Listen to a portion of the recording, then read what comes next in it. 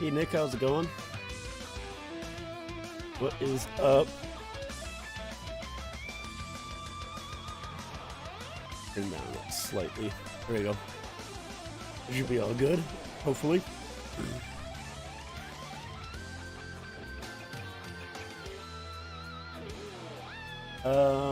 This I just actually found randomly on YouTube.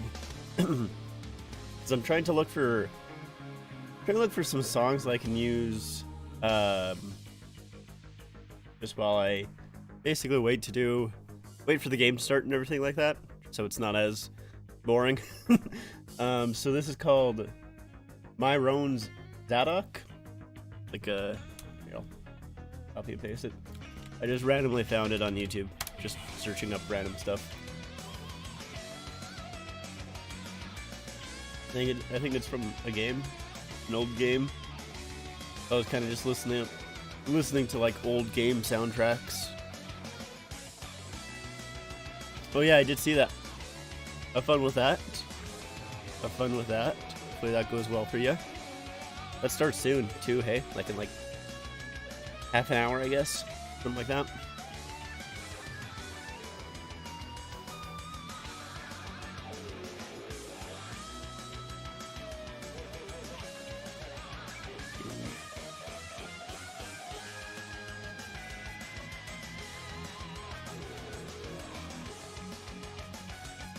Although I will say, when I said I was looking for music for the first part of the stream, I have only found this song so far. I mean, it did not look for very long. You also did an unboxing for the reverse retro. I did see that you did a live stream. I didn't have time to actually watch that video, but I did put it into my watch later. I did see that it was a live stream, so I will probably watch that after this stream here. So I will see which one you unboxed when I do that. But I did see that you did a stream.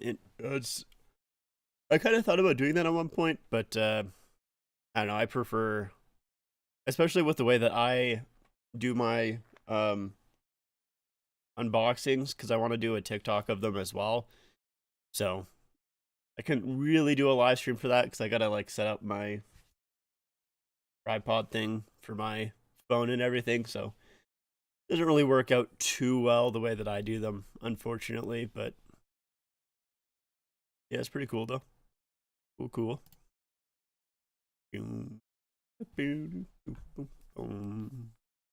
This should start fairly soon here, hopefully. I actually don't know what the other games are tonight other than the Blackhawks Caps. We have the Stars and Devils. I'm going to make sure that mute my Chrome here. There we go. There we go. So, yeah, of course tonight, Marner's looking to extend his point streak to, is it 23 games now? It might be 23 games now. And the Leafs are also looking to extend their point streak to 15 games. 15 games at the points.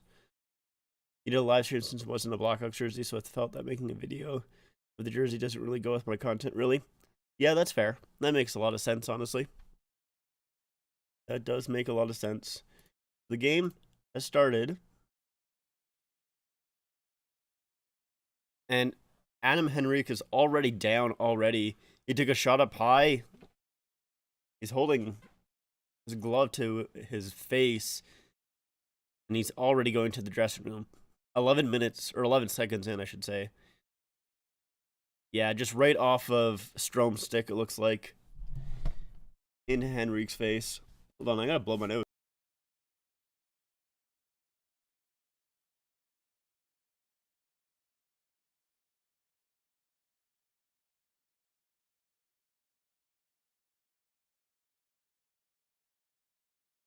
Okay, sorry about that.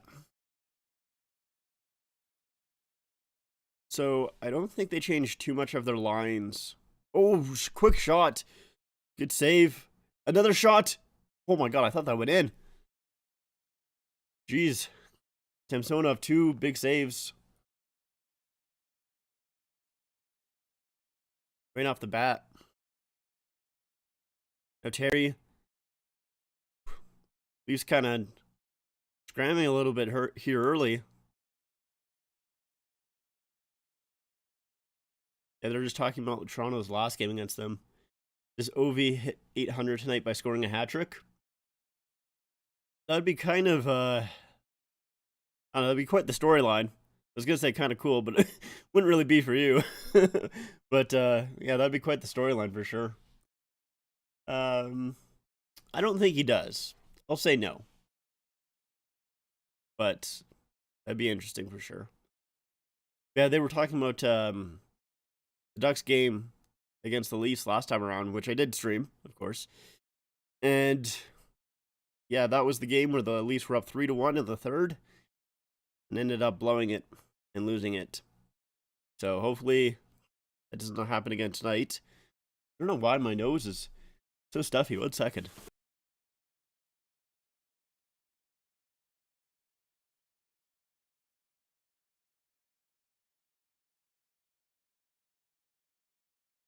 Matthews coming in. Oh, what a move! Just puts it wide. Yeah, I don't know why my nose is so stuffy right now. It was not like that, that's for sure. With Peter Mrazek returning tonight from injury. Oh, yeah, okay, that might happen. Dude, I feel bad for Mrazek. I kind of like Mrazek, and I liked him when he was coming into the Leafs, but he's just not been very good. And obviously that does have to do with injury. Injury helps. Engvall over. Oh, scores! Kerfoot! Wow, he actually scored a goal! Crazy. Kerfoot with his first goal that's 5-on-5, not an empty net. Cause yeah, the last goal that he got, it was on an empty net. His first 5-on-5 goal in it's got to be over 20 games. It's been a long time, man. He has not had pucks going his way. It's a very good pass by Engvall, but I don't know. I feel like that was just not a great goal there. I would say by Gibson. I know it's a cross ice pass, but that's almost at the blue line. I don't know, and it wasn't. I don't think that great of a shot, but the goal. Gotta change the score here. So Leafs up 1-0. Why is the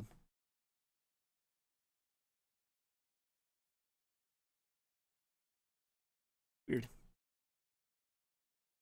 For some reason, to my eyes, it looks like the scores are kind of off, but they are not. But score here. Or say do that the second that I try and change the score. Or not score, but time. There we go. We got that time up. Mrazek has a 4 goals against average. Yeah, that's not great. I don't know. Yeah, I mean, against Mrazek, I guess that's definitely possible for sure. Yeah, it's not fantastic.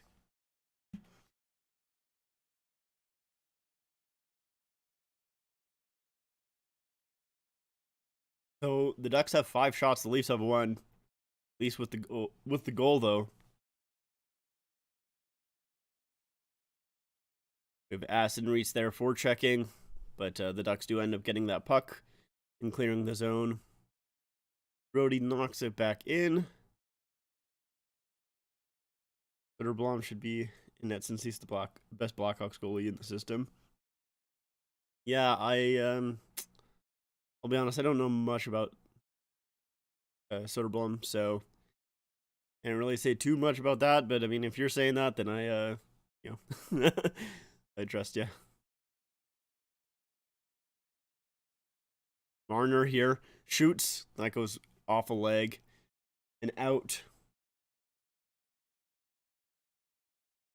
Yeah, so I think it's 23 games for Marner if he gets it tonight. Matthews with a shot, and Gibson makes that save.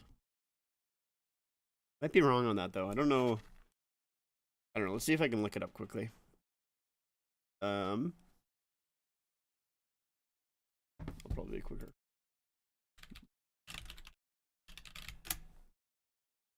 Okay, yeah, it is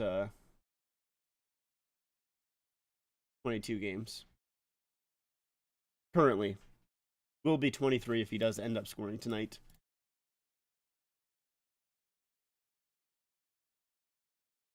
Bunting here. Ooh. He had a little bit of a chance there with Nylander, but they went offside.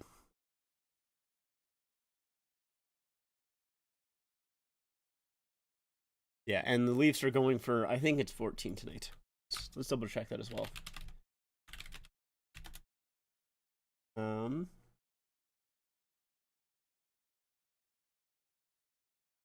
See.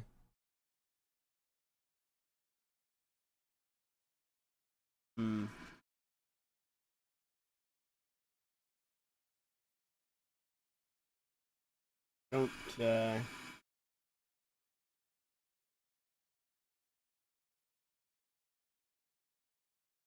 I don't see anything, so I'm not really quite too sure, honestly. I think it is 14 tonight, though. What streaming service do you use? Like to stream? I use OBS Studios, which is the same thing that I use to record as well.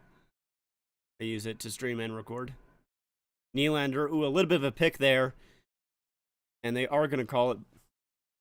Sandin sort of runs a little bit of a pick there, which, of course, was called on Justin Hall in Game 7 against the Lightning. Let's see. I mean, yeah. Yeah. I have a hard time with like picks like that, because like, yeah, I think it definitely is a pick. I can see that for sure. But at the same time, like, I don't know. I feel like he's almost entitled to that ice at the same time, so. But it is what it is. I don't think it's the thing, I mean, the small complaint that I would say that I have with it is the fact that I have only seen 2 picks be called in the NHL in, like, I gotta say, like, 4 years. And both of them have been against the Leafs. But, you know, I don't watch as much hockey as I used to, so I could just be missing those. So, you know, it's not like Harry comes in, kind of hooked a little bit. Leafs get away with one there. I think they got away with one there.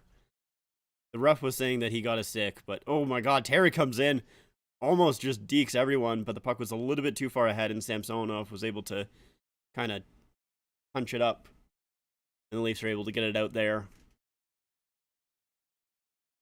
But yeah, I don't watch as much hockey as I used to, so maybe there's more picks being called than I really have seen. But at least in the other games that I've watched, I don't see too many of those picks called. And by too many, I don't think I've ever seen one for, like I said, at least 4 years. That shot is kind of blocked out front, I think. Or maybe that was a save. I'm not really too sure. Ducks with some pressure here on the power play, of course. That shot, it's a good save by Samsonov out front. And that was just out of the reach of a Ducks player there. Could not quite get it. McTavish behind the net. Up high. Strome with a blast. That goes wide. Ooh. The rebound off the boards was almost put in. Just missed by the Ducks player. Strome again. Kirk back to Strome. The shot from the point goes wide. It was tipped. And the power play has ended here for the Leafs, but they're still in their own zone. So they got 3 defensemen out here because it was Sandin with the penalty. So Brody, Sandin, Liljegren are the defensemen out there right now. And Zach Aston-Reese takes it, gives it to Sandin, who's all alone, and will just, actually holds it and brings it back, and then goes off for a change. I thought he was going to dump it in. Leafs out with their Matthews line. Bunting in the corner. Kind of gets bumped a little bit there. Matthews rings it around. I will say this jersey. Oh, the jersey that you got was name and numbered? Nice. Yeah, I'll take a look at that because I wanted to watch it, like I said, after the stream here. Looking forward to it, seeing which one it is. Ooh, a little bit of a kind of a trip there. Oh my god. I don't know who that Ducks player was, but kind of looked like he went awkwardly into the boards. But looks like he's okay. Matthews with the shots, and that was shrugged off by Gibson there. Now it's an icing against the Ducks. Yeah, I want to see what happened there to that Ducks player, but I don't know if they're going to show it here. Oh, that hit off Brody's skate out front. Yeah, I think Vetrano would have been there. Oh, it was Carrick. Who who just went into the boards very strange, and Bunting was kind of all over him, too. Bunting is such a rat, man. Bunting is definitely one of those players where if he's not on your team, you just hate him.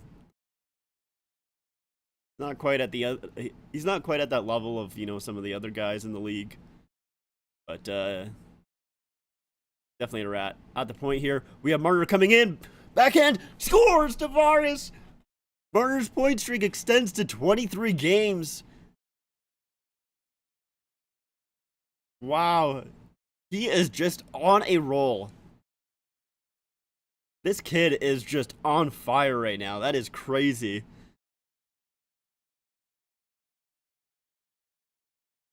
So a good keep at the point there, and then a pass to Marner. He has tons of time and just holds, and puts it right out for Tavares.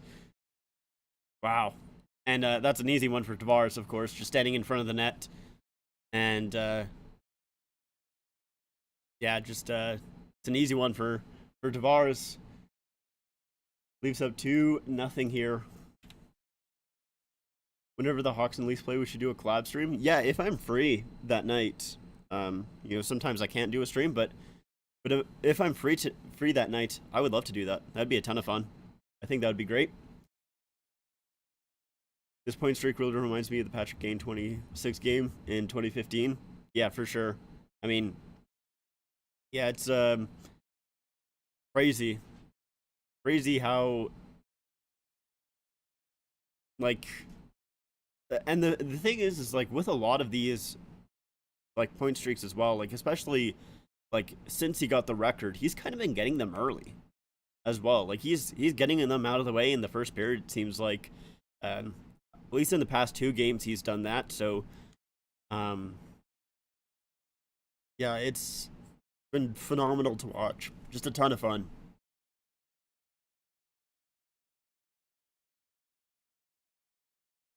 He is just, I mean, Marner's usually a very fun player to watch. Like most of the time he is. There's some times where he can be a little bit frustrating when he's off of his game, but that doesn't really happen super often, and has not happened yet this season. He's been on another level this season. Like this is, I mean, it's obviously easy to say that this is the best he's played since it's a 23 game point streak, but I think this is the best he's played. Like he's confident. He just has that puck on a string all the time. It's crazy. The last 2 players to have a 20+ point streak have won Hart, Kane, and Crosby. Yeah, I mean, the thing with like Marner winning the Hart is it's so tough to do that, especially when you have a teammate like Austin Matthews. But like Matthews, who has been better as of late, which he is, comes in, shoots, rebound. Oh, come on. I wanted him to score so bad there. Oh, that'd been so funny. Oh, damn it, man. Imagine if he scored there. But I was going to say, Matthews, who has been better as of late, he did not start that hot to the season at all, really. But yeah, he's definitely been a lot better. He's definitely been able to kind of get his goal scoring touch back, which he kind of. It's funny because I said struggled with to start the season, but like let's see how many goals he has right now. Let's go to stats.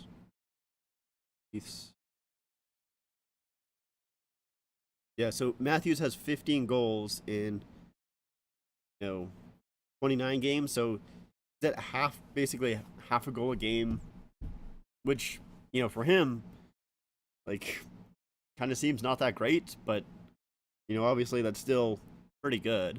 Like, it's definitely not bad.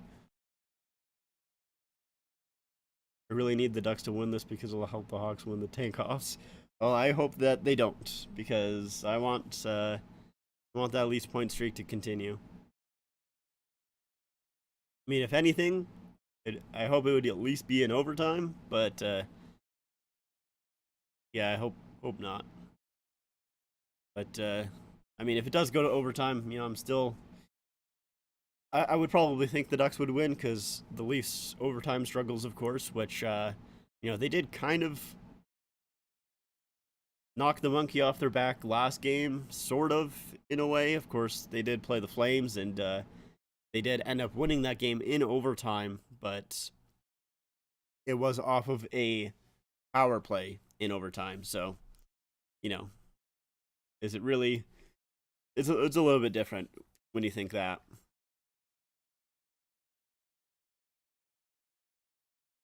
Yeah, so he has the fourth. Marner has the fourth highest point streak since or in the last 30 years. Obviously, Crosby with 25, Kane 26, and Matt Sundin when he was a Nordique with 30. Tavares wins the draw here. Mulligan with a shot tipped. Ooh, just goes wide. I've actually really liked Mulligan so far this year. I think he's been pretty good. Definitely a lot better than I was kind of expecting. Obviously not like superstar level or anything, but just better than I thought he was going to. Marner coming in. Oh, tries to find Mulligan. It was a little high, I think. But Marner comes back for that defensive. Or that D. Tavares comes in, shoots. That was a good deep by Tavares as well.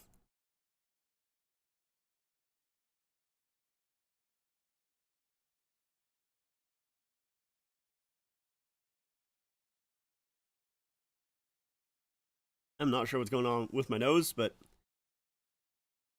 extremely stuffy today. Maybe I'm getting sick. I don't really know. I hope not. It's really odd that the Leafs retired the reverse retros 2.0. Yeah, I don't know why they did that. I like they only wore it for 2 games. And I just don't really get it. Like it's not like it was like the weird thing too is that the reverse retro 1.0s were like not really that well received, and I think they wore them for like at least 4 games. I don't remember the exact amount, but I feel like it was at least 4 games. And these ones here, which were much more well received, a lot of Leaf fans loved these reverse retros, myself included. They wore them for 2 games within like a week, and we're done with them. Yeah, they wore them a lot. Those 1.0s, they wore the 1.0s a lot. So like, yeah, I'm not quite too sure. And the same thing with that Boria Salming patch as well. Like, I don't know why they only like. I feel like I don't know. I think it would have been nice to wear it for the entire season at least, but that one I'm not maybe as I don't know. I was gonna say that one I'm maybe not as hung up on. I don't know. Maybe they just wanted to do a nice little tribute and leave it at that. They didn't want to quote unquote milk that patch for the entire season, but I don't know. Maybe that's their way of thinking, but I think it would have been nice to wear it the entire season. But especially with that with those reverse retros, I'm shocked they only wore that twice. I very, very surprised. But maybe it's just because of the fact that You know, Leafs are starting to wear more and more jerseys. They have obviously their home and away. Then they have that third jersey, that Justin Bieber reversible one. Then they also have their St. Pat's jerseys that they wear, and then obviously now they're reverse retros. So they do have a decent amount of jerseys that they wear, but those St. Pat's, they only wear them twice.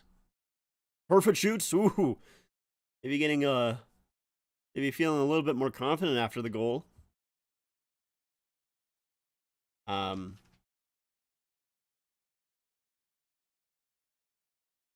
But yeah, I'm not. I don't know. Not really quite too sure why they only wore them twice. I definitely was disappointed that they only did it twice. I would have liked to see at least 4 times. It would have been nice, but and it's not like they're too like. I know people say like they're similar to their home jerseys, which I guess with the blue and then the arm striping they are, but outside of that they're fairly different. 2-on-1 for the Ducks here. Terry tries to go back over. Giordano makes the sprawling dive and blocks that. The Ducks still have it in the zone here. That shot goes wide. I believe the Blackhawks wearing their reverse retros versus all original 6 teams, not just the Wings. Yeah, like that would have been fun for the Leafs to do. I think that would have been cool. Because it is supposed to be their, I think it's supposed to be 62 was the year that these jerseys are throwing back to. So, yeah, I don't know. But whatever, it is what it is. It's not too big of a deal, but I just would have liked to seen it more. Aston Reese here in the corner. Takes the puck out to the point. Goes cross ice to the partner where Brody is there, and the puck kind of floats in, and then the Ducks are able to clear it.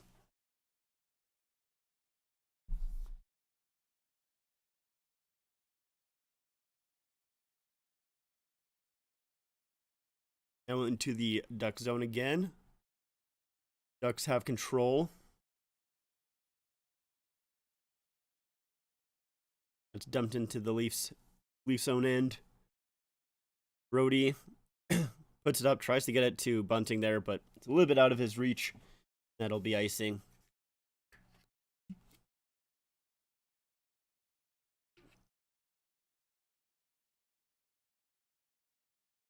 They'll be wearing it 3 more times. New York. That's supposed to be Calgary in Colorado. I think that's Calgary. I know Friedman does CAL for Calgary, but I always do CJ or CGY.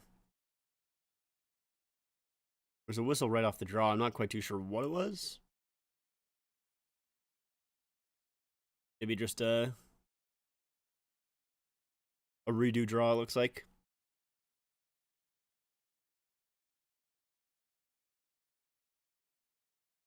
Ducks win the draw here.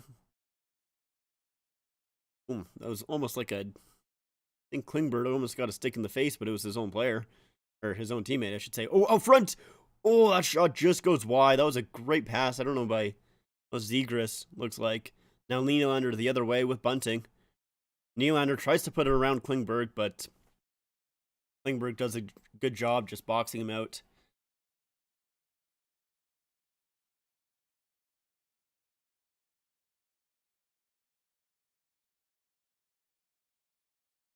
Should have waited for Toronto because Jersey Hanger Effect says 1938.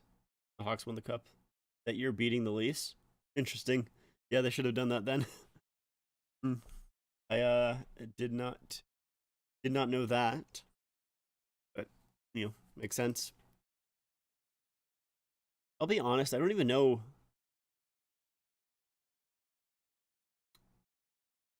I'm trying to think of who the Leafs bought, or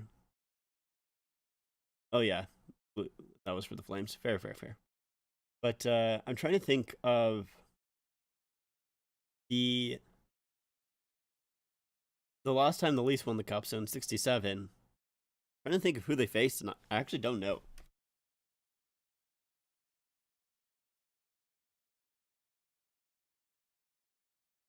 Let's just do Stanley Cup.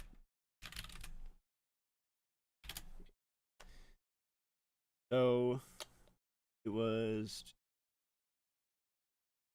okay against the Canadians, which obviously does make sense. I mean, I probably would have guessed the Canadians if I did take one, but that would have just been, a random guess. It would have not been because of any particular, you know, knowledge of the games.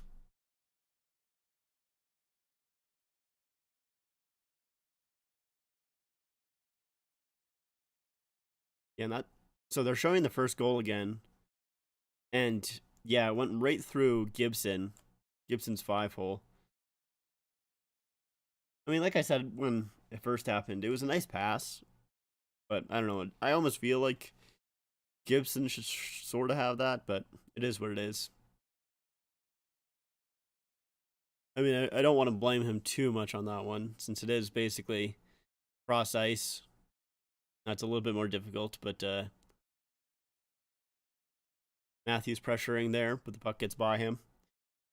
Blackhawks beat the Red Wings in 34, Leafs in 38, Wings in 61, Flyers in 2010, Bruins in 13, and Lightning in 15. Oh, out front, Bunting just mishandles the puck. He had it on his backhand, put it to his forehand, and just missed it. Ooh, Matthews kind of looked a little injured there. He got kind of his leg tangled up on a hit.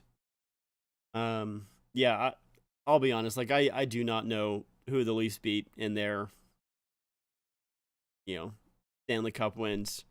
If I really had to think about it, I could not tell you. I mean, I could take guesses, of course, but I would not know. Which I think is fair. I mean, they haven't won a cup in over, almost 60 years now. That's offside. So, I don't think it really matters who they beat all the way back in 1967. Doesn't really matter to me.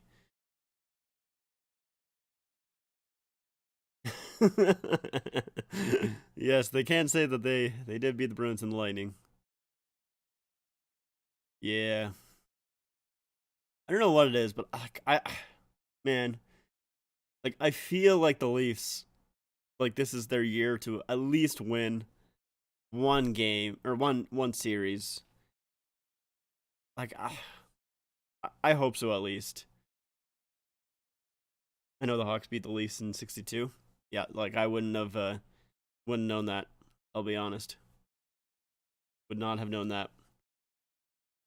But I don't know, like I feel like the Leafs have to win a playoff series this year, right? Like they have to. I don't like I don't know. It's so difficult. Like, oh, out front. Oh, good, great save. Samsonov. Wow, that was a bouncing puck out front, and Samsonov got a leg on it. That was great save.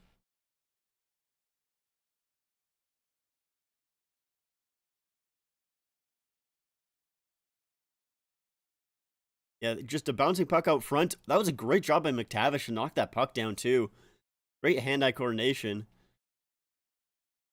Oh, wow. That's two really good plays from McTavish and Samsonov. That was fantastic. It's great to watch.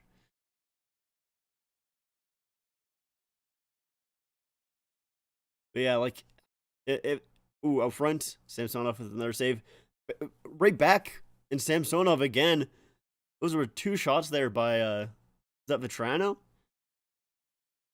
Vetrano was just sitting out in the slot, shoots, and then he just like he literally is just standing there, and no Leaf gets him. The first shot just. That is hilarious. So Vetrano standing out in the slot. He gets the puck, shoots it right away. There's a rebound off Samsonov. A Ducks player gets it, and then just right again. Engvall tries to get it to Kerfoot again, but that one was blocked. But yeah, just He was just sitting out in front, or in the slot, I should say, and no Leaf took him. That is funny. I'm trying to think who should go.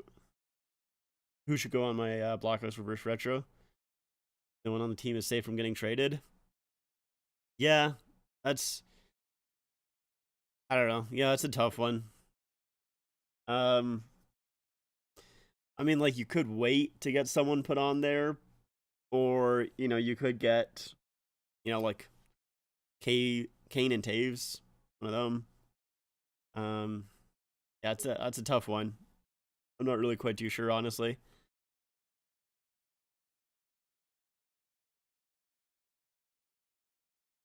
Yeah, because there's not a lot of. I mean, for me personally, I honestly don't mind getting a player on the back if they get traded. As long as I like the player. Like for example, I got yeah, Seth Jones is a good one. That's one good as well. Like for me, um,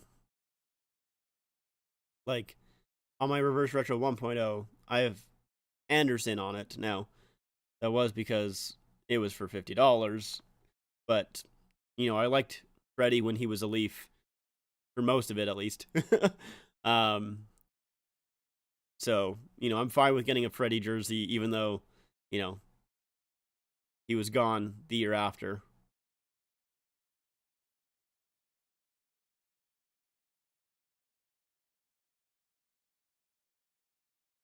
But yeah, definitely a tough one for sure.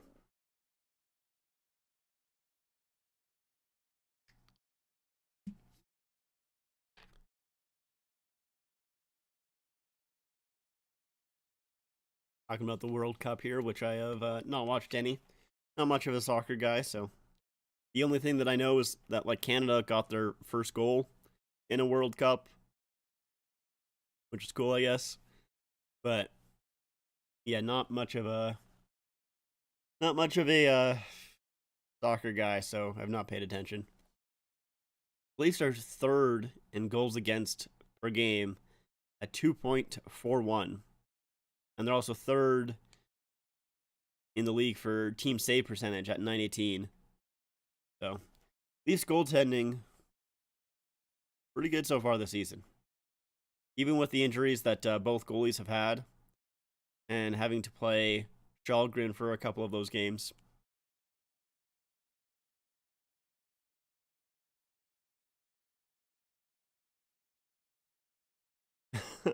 That's funny there, Nick. Nylander comes in, shoots. That goes off Gibson. Shoulders that away. Nylander again towards the middle, shoots again, and Gibson covers that, holds on. Nylander, who's been fantastic this year as well. Most goals saved above expected this season. Islanders 11.5, Predators 9.4, Leafs 8.5, Canadians 6.7. So third again. So the Leafs are third in the league with quite a few of these goalie stats, which of course they're talking about here. That was not expected at the start of the season, and of course I didn't not expect it either. I thought those moves by Kyle Dubas were suspect, put it lightly. There's almost a stick in the face there. Comtois, I think, got something in the face at least, but no call. I think it was Brody who either got his stick or hands in the face. Still a fan of Kirby, but Colton's with the Blackhawks. That's fair. That's fair. Makes a lot of sense. That's funny though.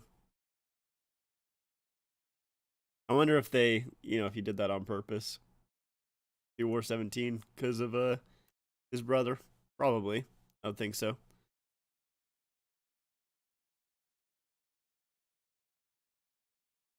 Already kind of lost his stick there.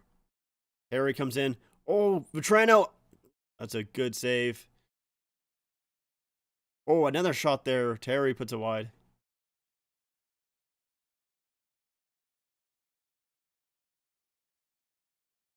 We have Engvall coming in, and that one goes high. Oh, I thought it went out of play. It's not. Kerfoot's on it. To Engvall. Now it's Sandin at the point. 40 seconds left in the period. Well, a little over 40 seconds. Oh, out front. Sandin to Kerfoot. Blast. Oh, that was out front and loose. But cleared away by the Ducks there. Close. Close.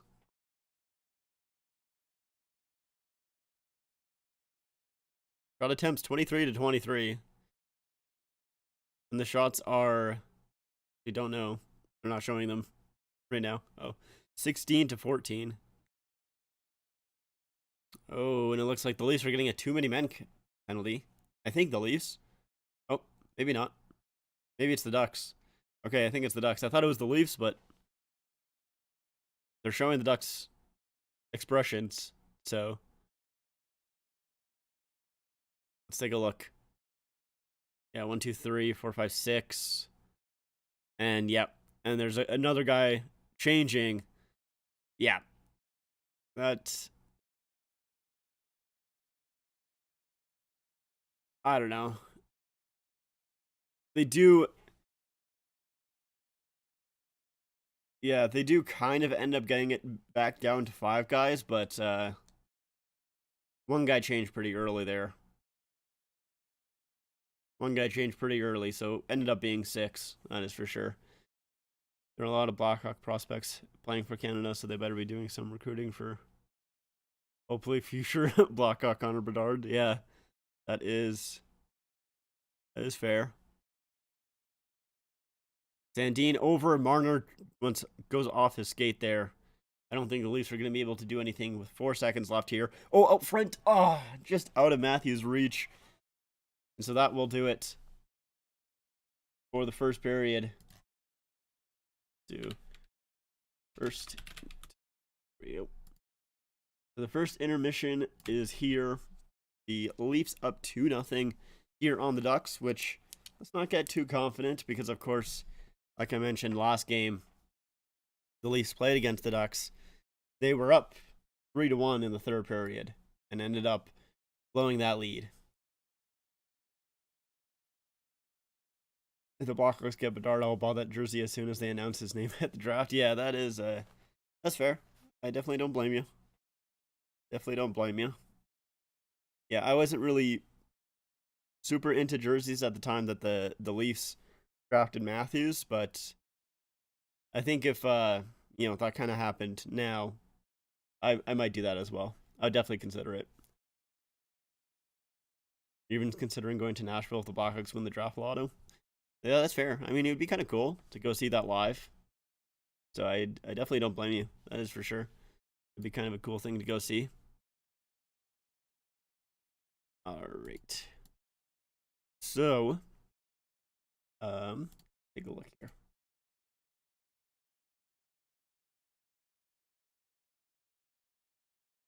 So, while we are waiting for that first intermission, we do have the last of the reverse retros that were worn on Friday, last Friday, I believe. Was it last Friday? No, it was Saturday, right. I was going to stream Saturday, but something ended up coming up, so I wasn't actually able to stream then. But the last of the reverse retros was the Islanders. They were the last team to wear them. And so let's take a look at their equipment here. That'd be the second draft I got to go to. You were in the one in Chicago in 2017. Interesting. How is that like experience going to the draft? I don't know. Like I've kind of like thought about how it would be, and I don't know. It kind of would be interesting, but I don't know. At the same time, I think it's only interesting, if your team kind of sucks and you have a lot of draft picks. If you're a team that's a little higher up in the standings and kind of likes to trade their draft picks, I feel like it's not as exciting. Especially I feel like it's like the first couple picks, like maybe the first 10 or so that are exciting, and then after that, kind of feels like it would die down. Because I'll be honest, I don't really watch the drafts. I obviously pay attention to on Twitter and everything like that, but I don't really need to watch, at least for myself, I feel like I don't need to watch a player come up, get his jersey, and then have like the GM or whatever announce his name, blah blah blah. Like I don't need to see that. You have a chance to meet the prospects. Yeah, I guess that's cool then. That's fair. Yeah, I feel like though, yeah, like if you have a lot of draft picks, or if your team has a lot of draft picks, and you have that chance to meet them, then I think that's definitely a lot more fun. But I don't know. I'm not sure if I would really consider going too much unless the Leafs suck again. So hopefully that doesn't happen too soon. Hopefully not. But yeah, so here we have the Islanders reverse retros and their uniform. And me, you met Elias Pettersson at the 2017 one. That's cool. That's pretty neat. Let's see, actually. Islanders. I'm going to take a look at the Islanders' old.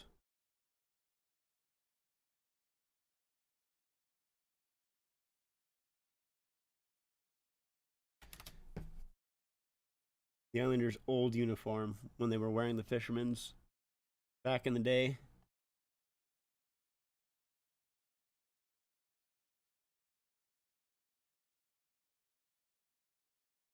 That's one. So I guess it's kind of close. Um, Sort of close here. So we do have kind of blocking it slightly. Let's move over here. There we go. So, the old ones just had those, blue pants, blue gloves, pretty much. And that's sort of the same thing with this one here. There's not really too special with this one here. Although the blue does not match with either the pants or the gloves or the helmet. Like none of that dark blue is matching. This is almost black. I do like the highlights of the orange, but yeah, and then you do have the pants there, which are fine, but yeah, I'm also not I'm not a fan of this one. I like the previous Fisherman jersey a lot, but I did not realize actually that wave gets cut off there. Well, that striping, I should say. It's not really a wave. But I did not realize that striping gets cut off. Like, you can see it there, too. Oh, I don't like that at all. I did not know that. Wow, that is, that actually makes the jersey so much worse, in my opinion. That's crazy. I really don't like that. Islanders aren't using the Glacier Twill with the 2.0s. The old, yeah, Fish Sticks had it. Yeah. I said it because I made a video like forever ago talking about my favorite customization kits. And was this. I can't remember what my top 3 is, but this one was in my top 3. I know that. I think I kind of tied it a little bit with the Anaheim Wild Wing one as well, since they both had Glacier Twill. And I think, actually, maybe I didn't separate them. Maybe I just did them kind of around the same time. I think this one was my number 3. Yeah. So this one was my number 3. The Anaheim. See if I can maybe find that video. Take a look. 2.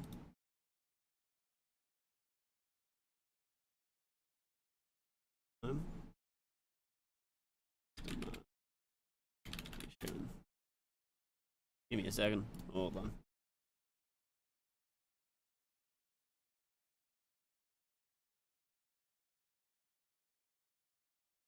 Two.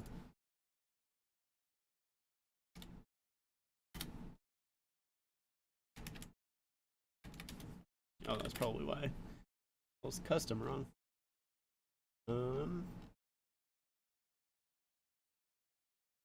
There we go. So, this over here. Oh, wrong one. Can't see it anyways. Good. There we go. That's the right one. All right. Yeah, so yeah, this one here. Great screenshot, by the way. There we go. So yeah, they had that glacier twill in there, which is absolutely fantastic. Maybe I did. Oh, I just forgot to. Okay. Did I forget to? I guess I forgot to separate number 2 and number 3. But number 3 or number 2 here is that ducks one. Come on. Oh, you want to load? There we go. Which also had the glacier twill. You can see it in the A here. What to do? I don't know why it's taking so long to load, to be honest. There we go. So yeah, absolutely love it. And then number 1 is this one here, which, of course, I do have this jersey, which is fantastic. Really love this jersey. It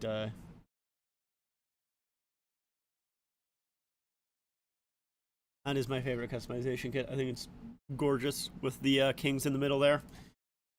Anyways, best place to find reverse retro for 2021. I want a Nashville one, but can't find them anywhere. Do you mean like the first round of the reverse retros?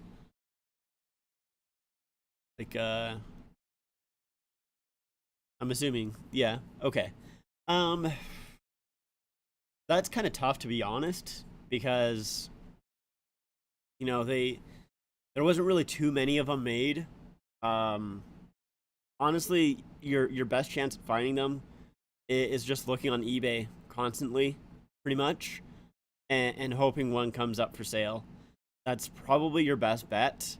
Because yeah, I don't think any like retail is gonna have them anymore. They're probably all out. It's been too long for that.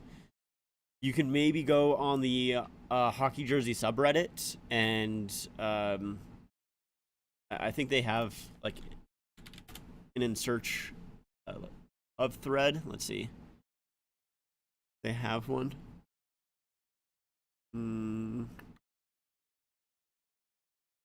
Yeah, they do. If you look on the sidebar for the hockey jersey subreddit, there is a in search of thread where you can see if anybody knows anything of where to find them, or if anyone has any for sale. But yeah, they're not going to be overly easy to find, just because there wasn't too many of them made, and kind of once they were gone, they were pretty much gone. So I would like one of them as well.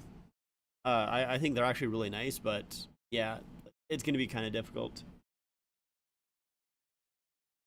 I live in Vancouver, Canada. Seen a bunch for sale in Nashville, like on Facebook Marketplace and stuff, but nobody wants to ship or anything. Yeah, the only other thing that you can maybe see is see if there's anybody who would be willing to broker that for you on the hockey jersey subreddit. Sometimes people are okay with doing that, but yeah, I don't know. It's kind of I've never really had anyone do that, just because I'm so wary about sending someone money to get a jersey for me and then ship it to me. I just a little bit too risky for me. But if you find someone who you can trust, then it's obviously a little bit better that way. But yeah, it's definitely not going to be easy. Yeah, just your best bet is really just honestly keep on checking eBay, keep on checking Facebook Marketplace, Kijiji. There's sites like Depop. What other ones? Let's see. What other ones do I have here? Yeah, I think that's really probably all of them. Grailed is another one as well. Yeah, it's going to be kind of difficult though.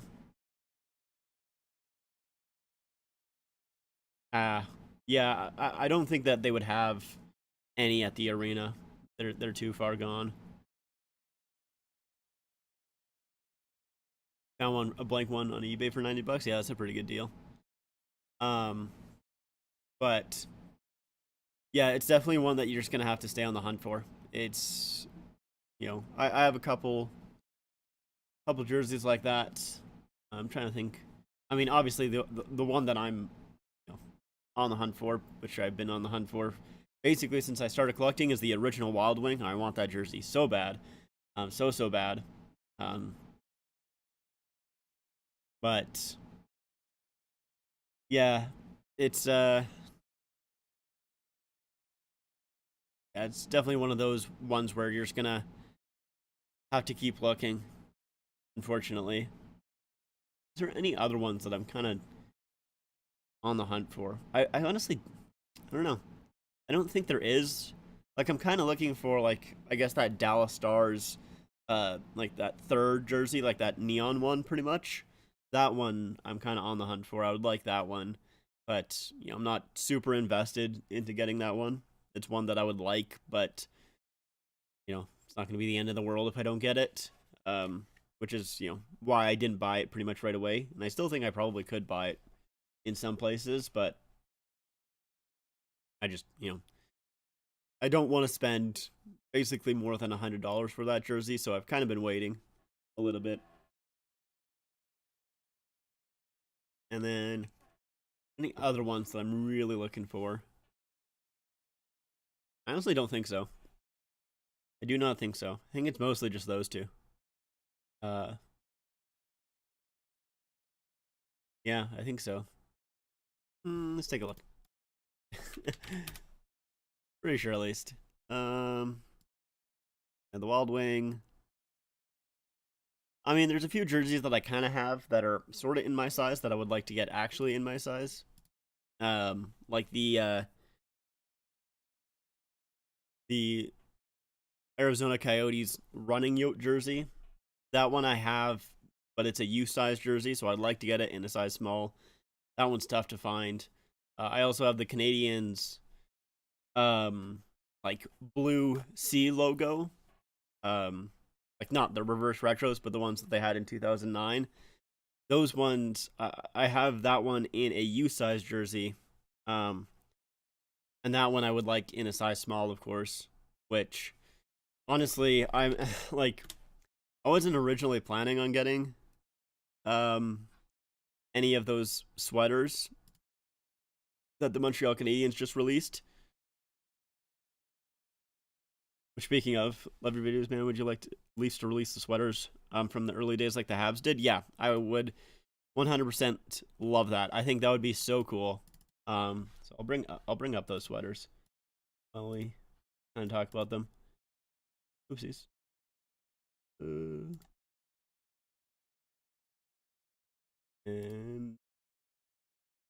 stop it. Yeah. So like, I would absolutely love to see the Leafs do something like this. I think that would be a ton of fun. Um, I don't know how many of them that they would really be able to do. Like, let's take a look. So, like, if we look at the Leafs, also thanks, Nick. By the way, I don't know if I said thanks, but thanks. I'm not sure if I remember. I'm as far as I know, because I actually someone commented on one of my videos the other day. I think it was a few days back now. Um, because I was talking about this jersey for some reason. I think it was on. It may have been on my Leafs collection video, but obviously, like I was talking about this jersey right here, saying like I find it weird that they had the arenas there with the same color as the background. Apparently, the Leafs aren't actually able to just use this logo right here. Apparently, it's copyrighted in some way, or just for some reason legally they are not allowed to just use the T. They have to have the arena's text behind it as well, which I didn't know. So apparently that's the case. So they wouldn't be able to do a sweater like this, but they could do, an arena sweater. They could do a St. Pat sweater. This would be kind of cool. I think that would be kind of fun. Since it's something a little bit different. This is obviously pretty much the one that they're wearing right now, and this is the one that they were wearing. Actually, it would be this one here that they wore in like 2002. No, I'm honestly not super familiar with it. I'm not sure who would have the copyright or exactly why legally they are not allowed to use it. I saw it when I looked it up. It was some, forget who, like, was the journalist who kind of reported on it, but yeah, there was some report that was kind of talking about it. Hey, Salty, how's it going? If the Blackhawks bring back their archive collection, I would hope they would bring back more sweaters than they did in their first run. Yeah, that's fair. But yeah, they could do, like, this would be kind of cool. It'd be sort of bland, but I kind of would like it. Um, I want this one pretty badly because there is a sweater, kind of like the sweater that I have. Um, Speaking of, actually, is the game back on? It feels like it might be back on. Actually, I'm not sure. The game is indeed back on. Okay, we'll continue our discussion, but let's put the game back on. Um, but yeah, I think, like, the Leafs did have a sweater of that older, like, of I just want to show it one more time, of this one here, in like a CCM, and I think it's super cool. I really like it a lot, and I want it, but of course it's quite difficult to find. So I'm on the lookout for that. But yeah, if they if they just straight up released the some sweaters again, that'd be really cool. I think that would be a ton of fun. Um, do you think Michael and Ness are gonna make NHL jerseys? I don't know. I don't think Mitchell and Ness are going to again. I can't really see them getting the naming rights for it, or like the production rights for it, I guess I should say. But yeah, I don't think that they would again. But I don't know. Maybe. Oh, lead pass, Nylander over Tavares. Oh, what a save! Gibson comes across. Great save. Hi, Rick. By the way. um, Another shot.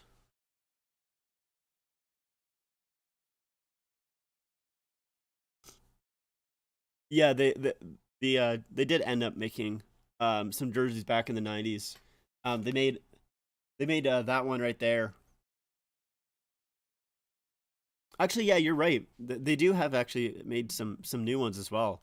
I forgot about that. Yeah, you're right about that. I actually completely forgot. Yeah, you guys might be right. It's possible. I guess they could make it again, but I don't know. I don't really see them getting a full, like, the full contract. Other than Nike, are there any other options? Maybe CCM. Yeah, CCM is one. Oh, back. That gets blocked. Um, Bauer. Yeah, I think there's one other brand that it's on the tip of my tongue and I just can't think of it. But yeah, there's a couple, but I don't know. Warrior. I don't know. There's one other that I just can't think of. Mitchell and Ness make good jerseys. I honestly, I've never bought a Mitchell and Ness jersey. The main ones that I've seen are the like that Burger King. I've seen a lot of those. Um, and I obviously did not buy it because I bought the CCM one. So yeah, I've heard decent things about them, but I've never bought one of them. Might at some point, but not sure. I also have the white penguin jersey with the light blue and dark blue. Nice. That is, like, I think it might be my favorite Penguins jersey. Pretty sure. I think it might be my favorite. I like it a lot. That's for sure. I like it a lot.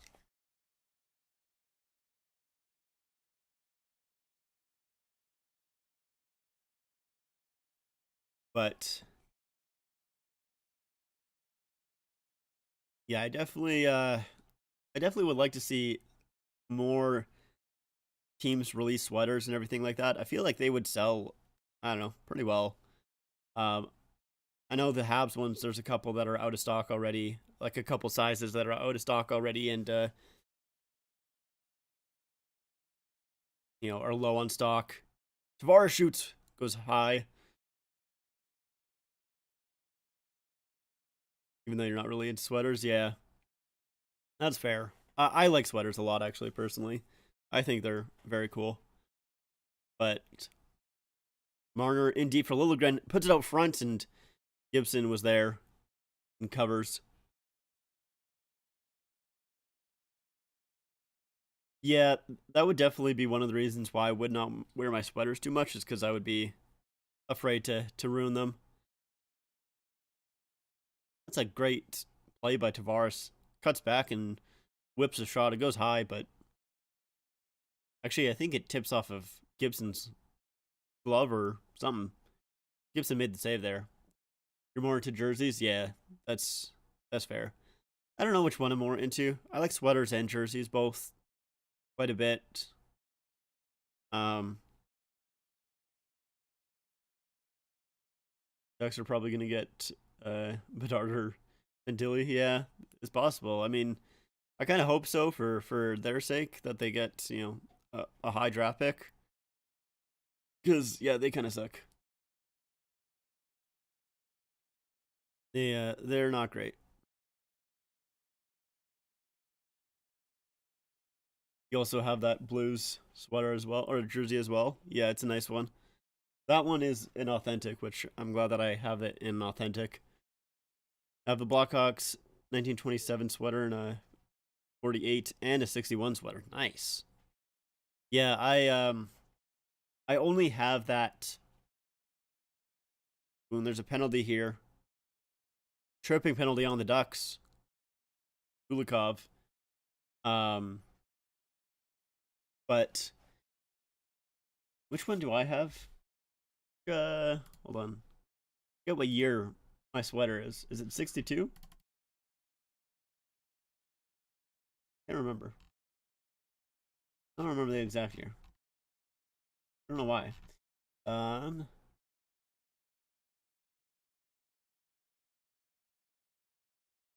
yeah, I have it. I have it as a 38 to 58. I don't know if it says the exact year on the sweater. Um, and that was kind of like my estimate, at least. Maybe, maybe it's not 100% accurate, but yeah. Either way, um, yeah, I definitely, like I said, there is those more sweaters of the Leafs that I would love to get, but yeah, not. Unfortunately, they're very difficult to find. So,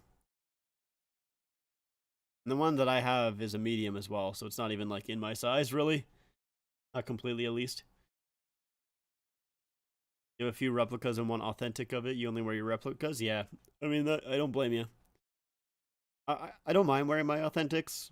Depends on the day, though, and what I'm doing, where I'm going.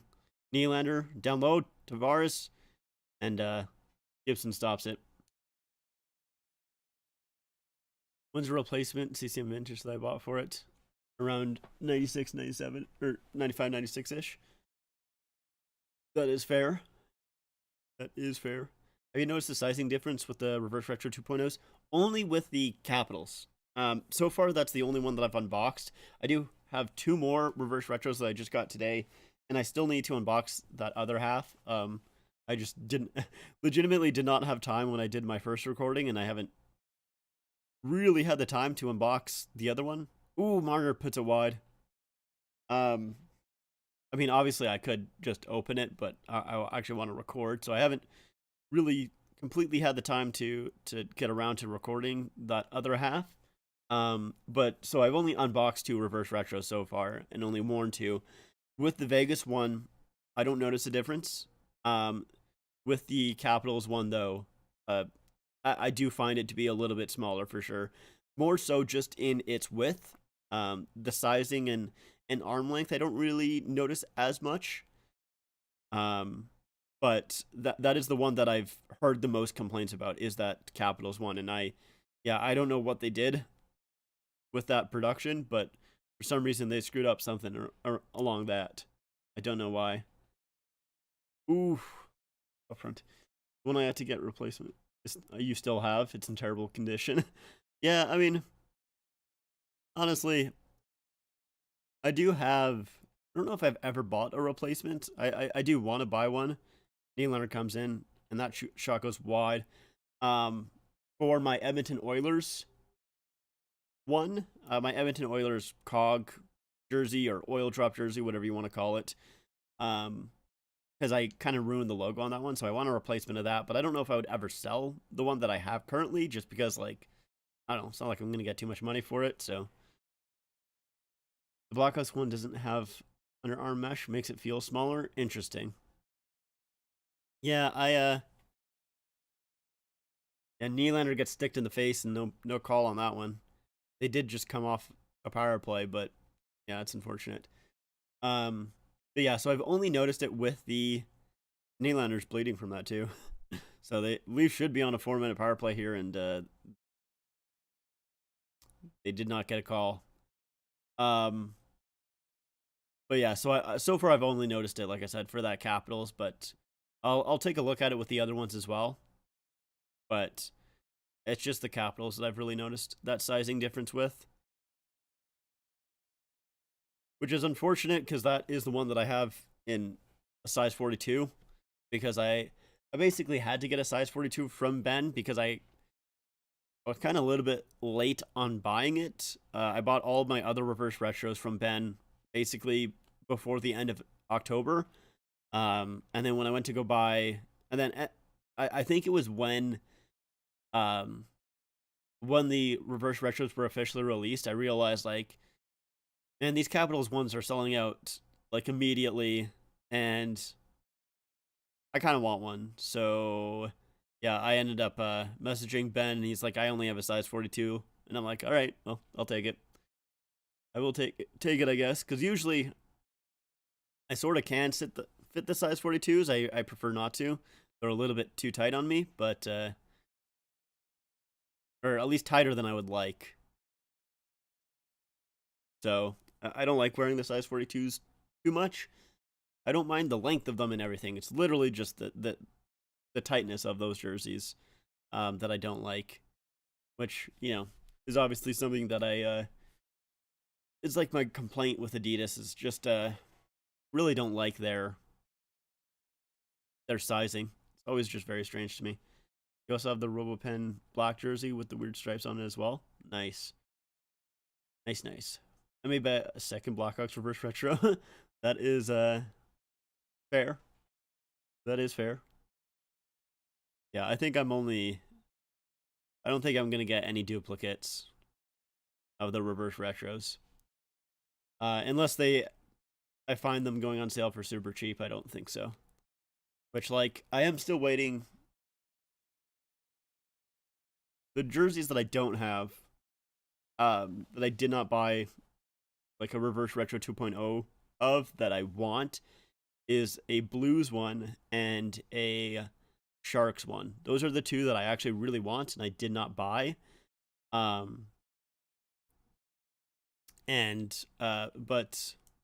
I'm waiting basically to hopefully those go on sale, because I know those weren't as popular with some people. You have a first gen Adidas away Leafs size 50 that I swear is a size 52. Yeah, some of this productions, I think specifically with that one, like that first generation, was kind of weird as well. Like specifically, I know with the size 46s, so like the size smalls, on that first year of Adidas, those logos were obviously small. Like they were basically putting like the size 42s and 44 logos on that size small, and they just look awful. But yeah, I really find them a little bit strange with sizing. I just really don't like Adidas's sizing at all. I just find it so awkward most of the time, especially with the smaller sizes specifically. I just find those smaller sizes extremely awkward, and I really don't like them. One thing that I have noticed as well with at least with like some of the reverse retros, specific, puck out front.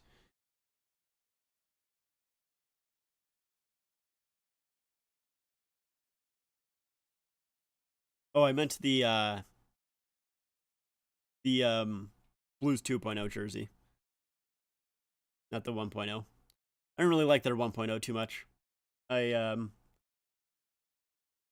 Yeah, I don't like their 1.0. I like just the blue version a lot better. I think the red is just too much red. I want that yellow one.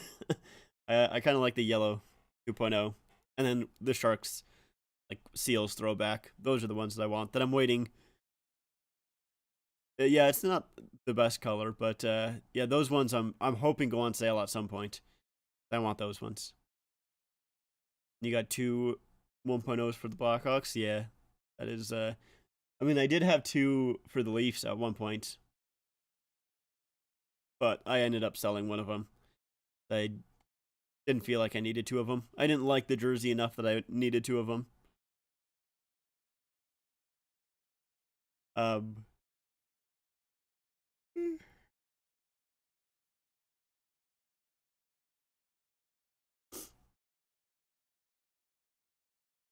so I'll be honest, I've not really been like fully paying attention to this period so far.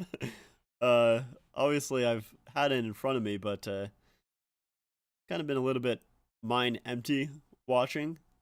Shots are 17-21 in favor of the Leafs. 11:49 left to go in this period, and that was an icing call.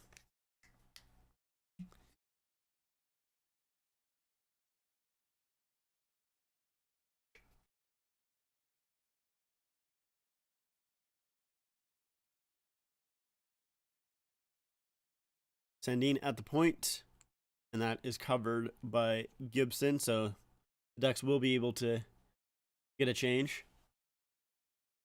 I find myself wearing the 1.0 most in the last couple of years. Oh, you'll bring it today. Interesting. Yeah, I mean, I do think it is like it's an interesting one. It's not my favorite Blackhawks jersey, but yeah, it's fair. Like, it's not bad. I definitely see why you would wear it a lot. I think it's pretty decent, but um, yeah, I don't know if I particularly have a jersey that I tend to wear a lot. Ooh, that puck almost went to Holmberg there. He almost had a little bit of an open ice ahead of him. Now he gets it though, in the corner. Tries to bring it out front. Ooh, kind of gets tripped up, and a penalty coming to the Ducks here. Holmberg tripped up on his push to the net. I like that a lot. Oh my god, that puck just bounced over his stick. It hit a rut in the ice or something.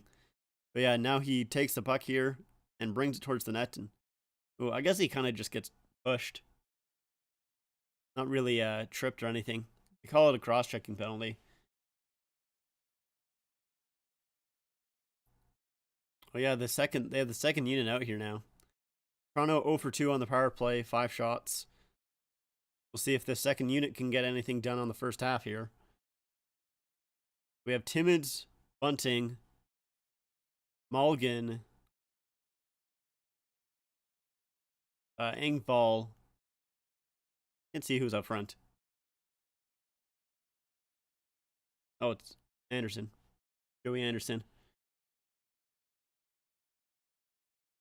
Mulligan. Oh, Timmins breaks his stick. Oh no, he doesn't break his stick. He just fans on it. I thought he broke his stick because he fanned on it so hard. Oh, Bunting here. Can he get it to Marner? No, he cannot. Oh, Gibson played it. Oof. Wow.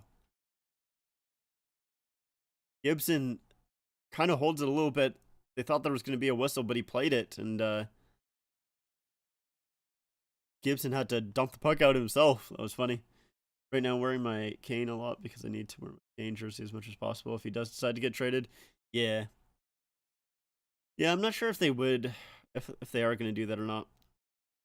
Oh, Matthews can't get that puck there. Standing at the point, gives it to Matthews. Right past it. Willie shoots. Oh, Gibson with a stop.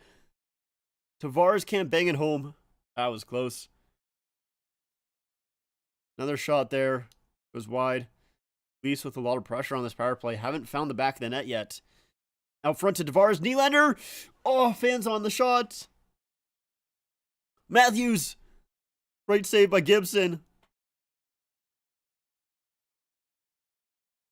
Nylander again. Marner wants to go off, so he tells Nylander to hold the puck. Matthews, right side. Sandin shoots. That goes out of play. Gibson looks injured in net here. He's just on his knees. I don't know if he's injured or tired or something. One of the two. You gotta go. Starting your stream. Alright, see you, man. Thanks for sticking around. Have fun with your stream. Hope it goes well.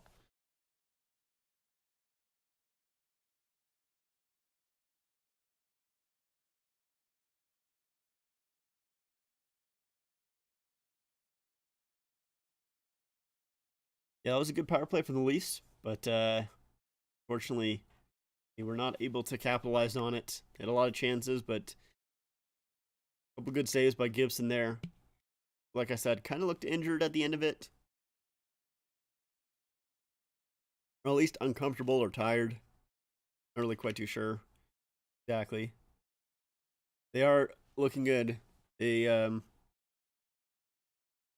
looked really good over,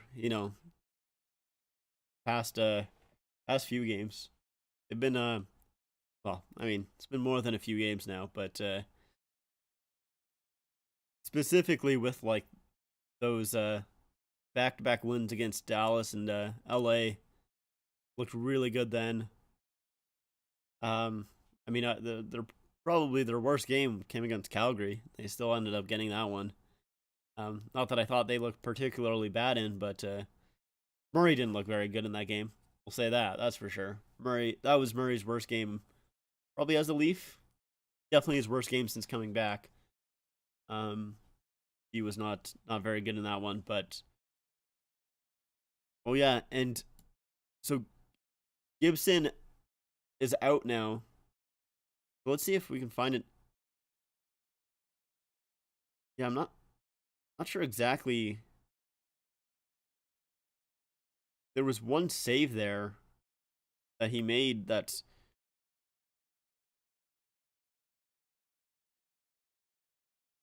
yeah,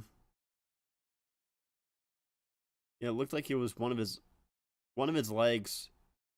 He's just unable to continue. It was on one of the saves, but I don't really even know what it was. So it's Dostal in net, who I do not know. I'll be honest, I am not familiar with Dostal at all. So we'll see how well he can do. The net's way off. I did not notice that at all. Zegras was coming in for a shot, and I take a look at Samsonov, and the net is so far off. Let's see what happened to this net here.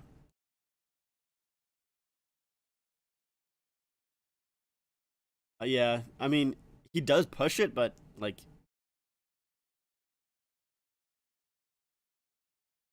I don't know. Yeah, a little bit of a push there from Samsonov, but I mean, that's been a discussion, of course, right? With Matt Murray willed it off. Yeah, of course, that's been a discussion, right? Since Matt Murray took the net off so many times recently, but I do think sometimes goalies, maybe do give it a little bit more of a push, but like they do use the net to push off from. So like I think it is a little bit more on the side of just, net's not really being super stable. Oh, who just got run over? Geo just absolutely run over there. Wow.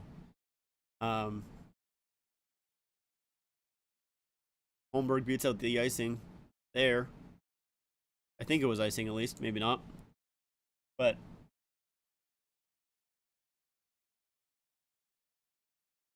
then we have Matthews coming in, streaking on the right-hand side. Puts it back to Timmins, over to Brody. Shoots. Oh, scores! I think that was tipped in front by Nylander, I'm pretty sure. Might be wrong.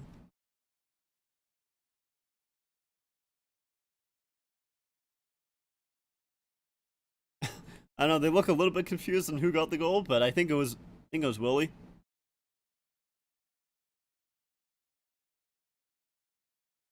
But yeah, Matthews comes in, D to D, and Brody does a good job holding. Oh, no, it's off of a duck in front. So Brody gets the goal. And just goes right into the open net.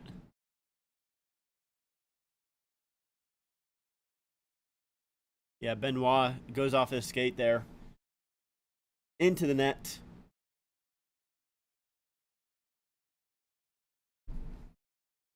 Three nothing here for the Leafs.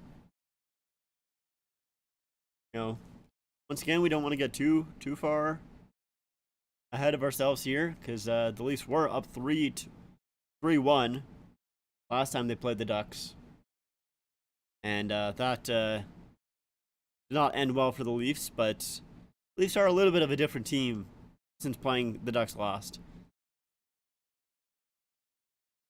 They're a little bit more consistent of a team than when they played them in was it October? I don't quite remember, honestly. I think it was October. Either way. So 3-0 for the Leafs here. Puck into the Duck zone. And they'll break it out. Oh, that goes right on Samsonov there. You know, I don't know how Samsonov wants his name to be pronounced, because from what I remember when he was in Washington, it was Samsonov. But ever since he's been to Toronto, they're calling him Samsonov. So I don't really know. I don't know how he wants it to be pronounced. I still call him Samsonov, but maybe he wants it Samsonov. Anyways, doesn't really matter. I guess maybe it does to him. Malgin comes streaking in here.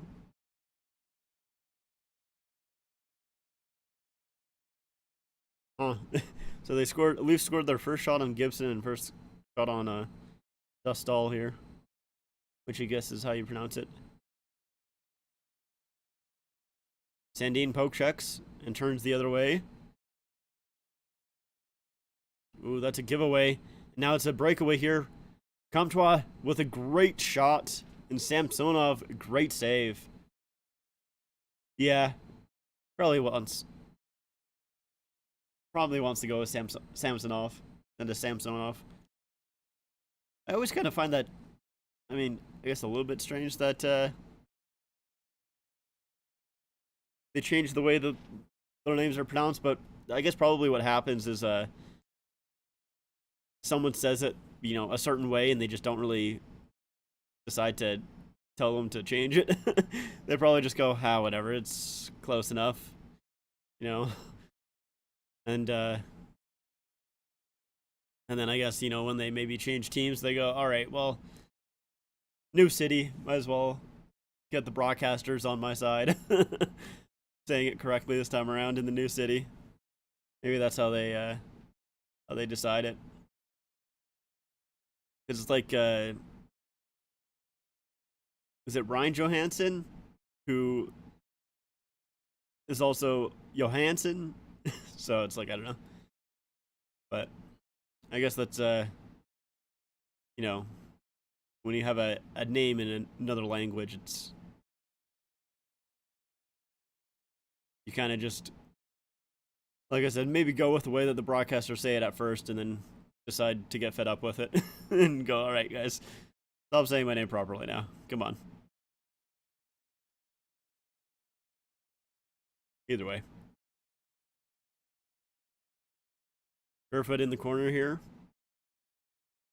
Battling with Zegras. Kampf coming in to help out, but Zegras does end up taking that puck away.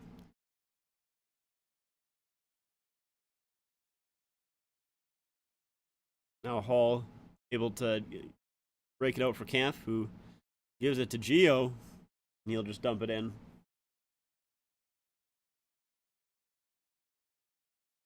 Changes being made on both sides. Got 5 minutes left, or a little over 5 minutes. Okay, so the Leafs have a 14 game point streak, which is what I thought. Couldn't remember if it was if this would be their 14 or if they've already had a 14. Wasn't really quite too sure. Holmberg inside of the Ducks line, and that pass gets kind of tipped, not quite picked off, but tipped away. He's able to turn it back around though.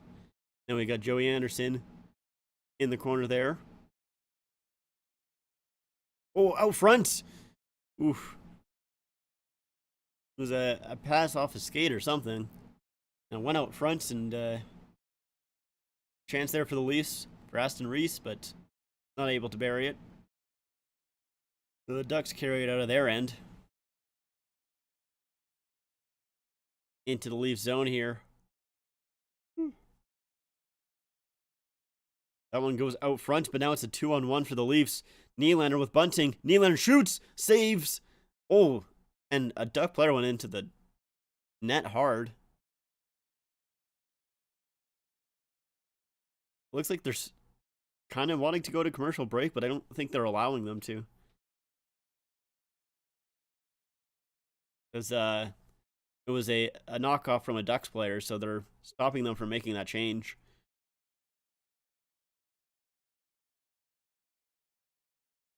Let's take a look here. Yeah, Matthews does a good job there picking off that pass, and we have Nylander and Bunting. Nylander can't quite get it over to Bunting, so he just puts it on goal. And yeah, Vetrano just goes hard into the post there.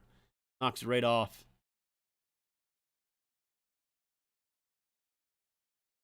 I like the mask from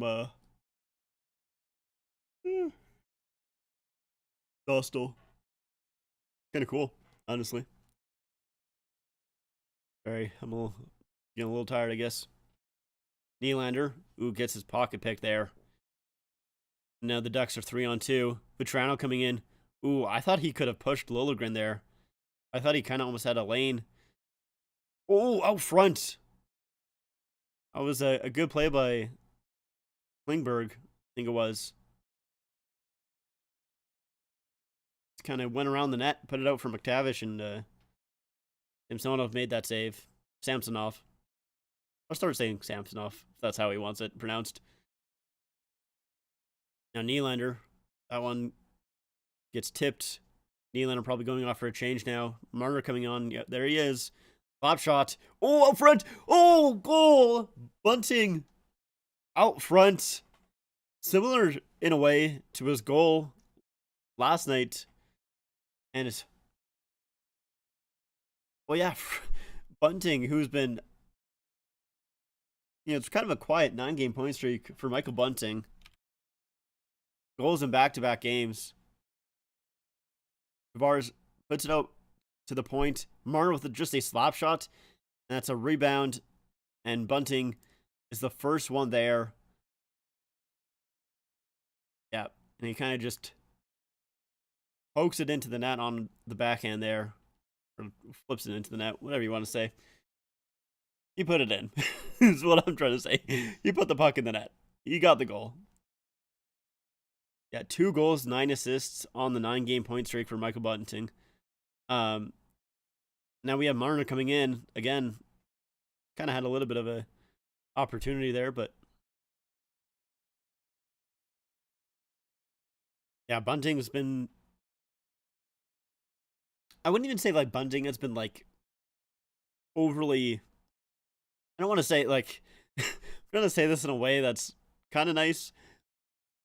I haven't noticed Bunting a whole lot on his 9-game point streak, I'll say. Like he hasn't been amazing, fantastic, but like he's been good, obviously. I mean, you got a 9-game point streak, you gotta be doing something right there, but it's a very quiet 9-game point streak for sure.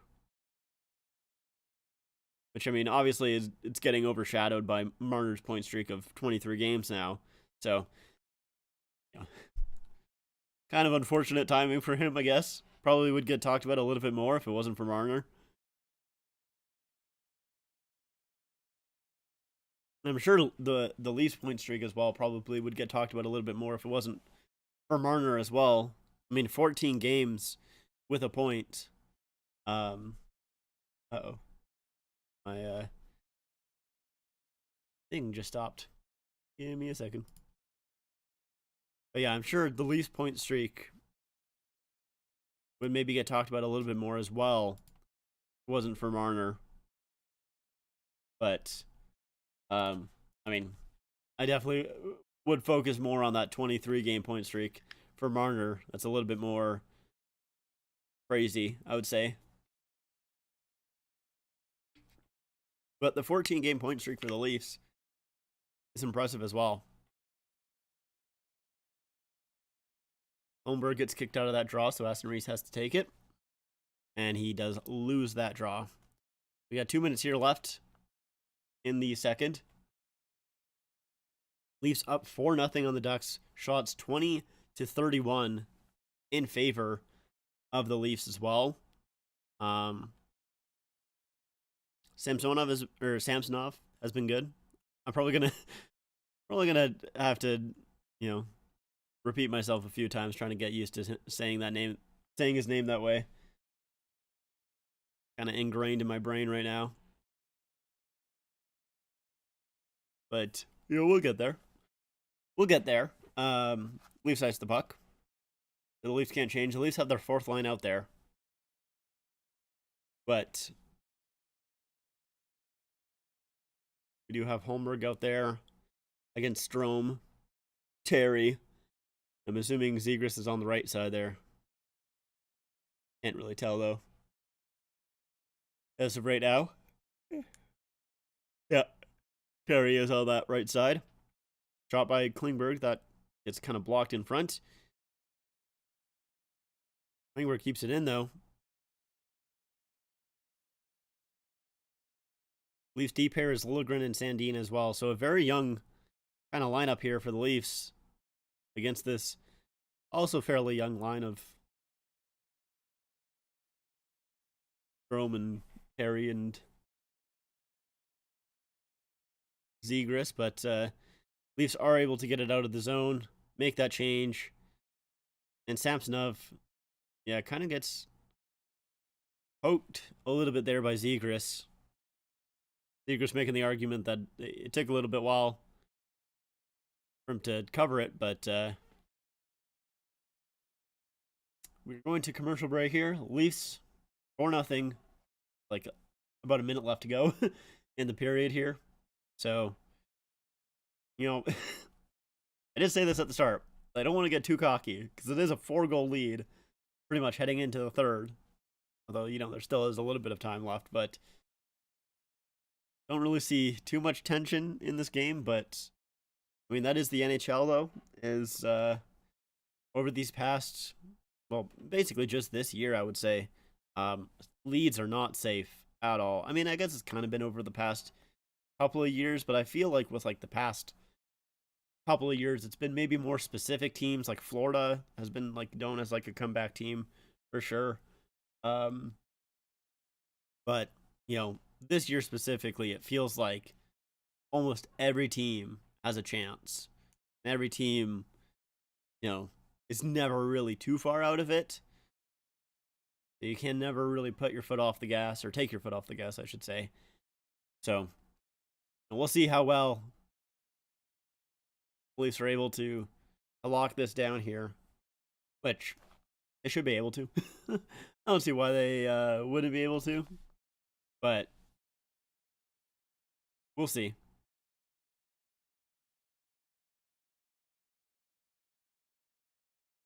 Okay, the weird commercial. I don't like it. You don't like it? Yeah, they'll be fine, right? There's no way, right? They'll be fine. Yeah, surely. Surely they'll be fine.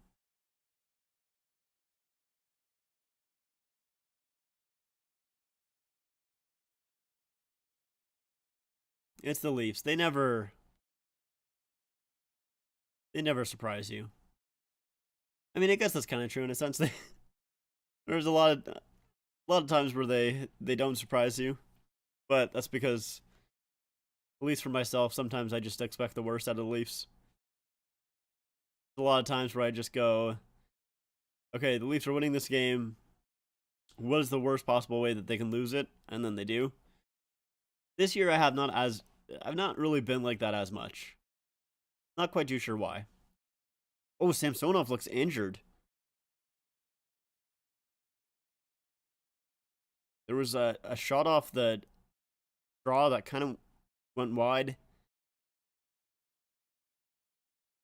And he stretched out his leg and he didn't look too comfortable getting up, at least. Hopefully he's alright. 30 seconds left here in this period. Camp battling in the corner and the Duck zone. Now that's Fowler who will dump it into the Leafs end now. There's a battle in the Leaf zone. Ooh, out front, Kerfoot does a good job kind of tipping that puck. So it doesn't really get to the intended player, and Samsonov able to make the glove save there. Yeah, they're showing. Yeah, I don't know, he had to react kind of quickly there, and he just did not look comfortable. Samsonov. There he looked fine, but that was coming right to left. It was his right leg that he kind of stretched out quickly. So we'll have to keep an eye on him, see how he does. Of course, we've already had one goalie injury in the game so far with Gibson. So we'll see if Samsonov continues the rest of the game. Kind of looks all right now. I mean, he is just skating off, so it's not anything too crazy, but he looks okay. So hopefully he's all right. Let's change the period to second int. Over stuff. All right. Let's go back to taking a look at some of the other Leafs stuff that they can maybe do sweaters of. I was kind of interested in doing that. Yeah, we have this jersey here, the blue one, which, like I said, they did do a sweater of in a CCM. Ooh. Sorry, gotta stretch. Which I think is really nice, actually. I think this is a ton of fun.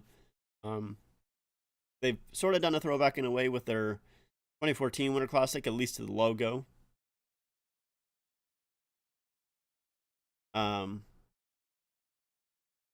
I guess the whole jersey, but it's a little bit different. I guess it's more like this jersey right here. Either way.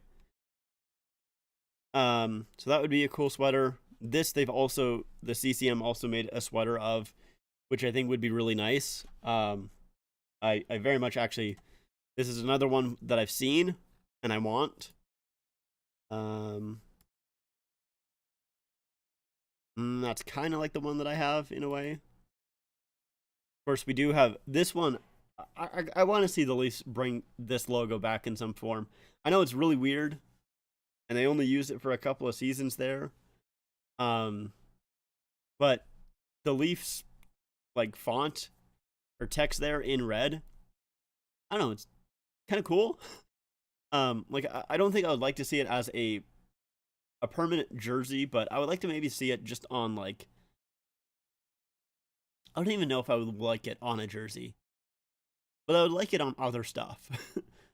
Like I said, like I think as a sweater, I think it'd be cool. Like if they did a heritage collection, like the Canadians have, I think that would be cool.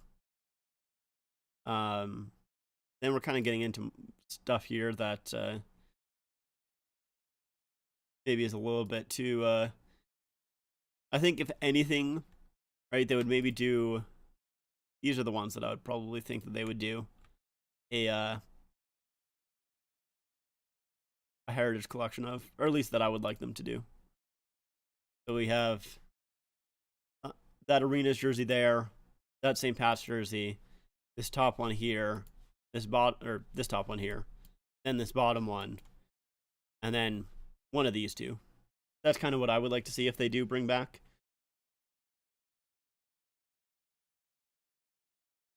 Yeah, this one with as an alt. Yeah, I think maybe you would have to take basically out the white shoulder yoke there and just have the stripes go all the way around. I don't like that kind of white shoulder yoke kind of separating that. I don't really like that too much.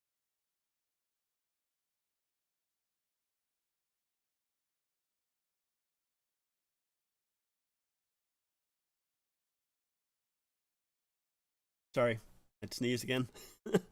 um,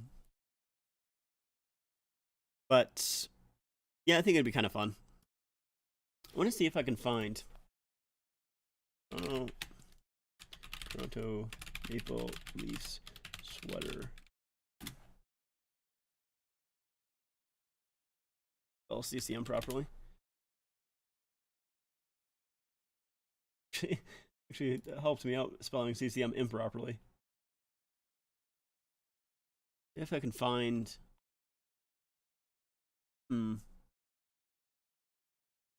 Yeah, so like we do have, of course, this is the one that I was talking about, which I want. I think that's really cool. This is the one that I do have. One here. There still is another one. There we go. That's the one that I was looking for. Yeah, that one. So those are the three that I've seen. I haven't seen any other ones. But I really want this one specifically is the one that I want most. I think that is super cool. A lot of fun. And I've not really been able to find it, at least in my size. I've definitely not been able to find it. But yeah, like I think these sweaters for the Canadians are a lot of fun. I think they're sweet. The socks are cool too as well. I wouldn't spend that much money on a Canadian sock, but I think it's cool nonetheless. Let's see, I want to see how well these are selling. Take a look. Still in stock. It looks like the extra larges are the only ones that are kind of not in stock with that one there. With this one, wow, so that one, smalls are out of stock. That one's interesting. That the smalls are out of stock on that one. It looks like the rest of the stock is fairly okay. Once again, extra large and kind of limited supply. This one is only a few left on that one there. That one completely out of stock for the medium and for the large. Wow. This one is sold pretty well so far. I'm actually quite shocked. Okay, so the medium is out of stock. Interesting. And the large. And the extra large. So it's just the smalls. Weird. I kind of, I find that very strange. Only a few left for the smalls on this side. Or this size. Or this one.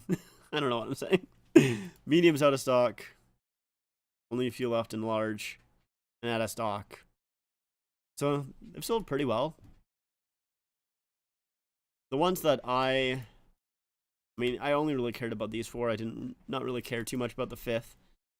With this one here, I thought it was kind of interesting. I liked the kind of off-white to the sweater, but I mean, didn't change enough for me. Obviously, that C is a different C because it's open instead of like closed like the usual ones are. But I was like, that one here, I was like, I'm okay on that one. This one, I was sort of interested in. Well, I just realized they have completely, the barber pole is gone. There we go. I kind of felt like I was missing one, but so the barber pole is done, I guess. That one sold out very well. Not even think about that one for a second. This one I was like semi-interested in. This one I would like, and I also would want this one. I'm conflicted because I really shouldn't buy any of these. And if I were to buy one, I should buy this one here because I do not have any part of this like jersey or sweater. I do have a hat, so it would go well with the sweater here. But I almost want this one because I do have it, but it's in a U size, and there's only a few left. And getting this jersey, like the jersey version of it, it's like $200, like easy $200. I can maybe find one. Um,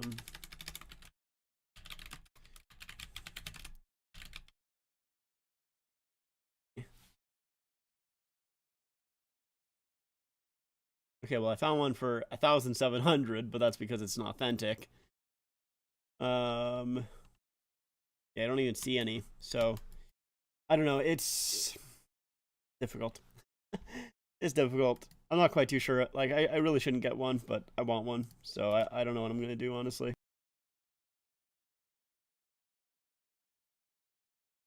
I don't know. I'll have to think about it. To be honest, still not quite too sure. I want it though. They're cool. Very very cool. Um, let's see. What could we do? We got still 8 minutes. I do quickly have to go to the washroom. Let's pull up my BRB. I will be right back. Gotta go to the washroom real quick.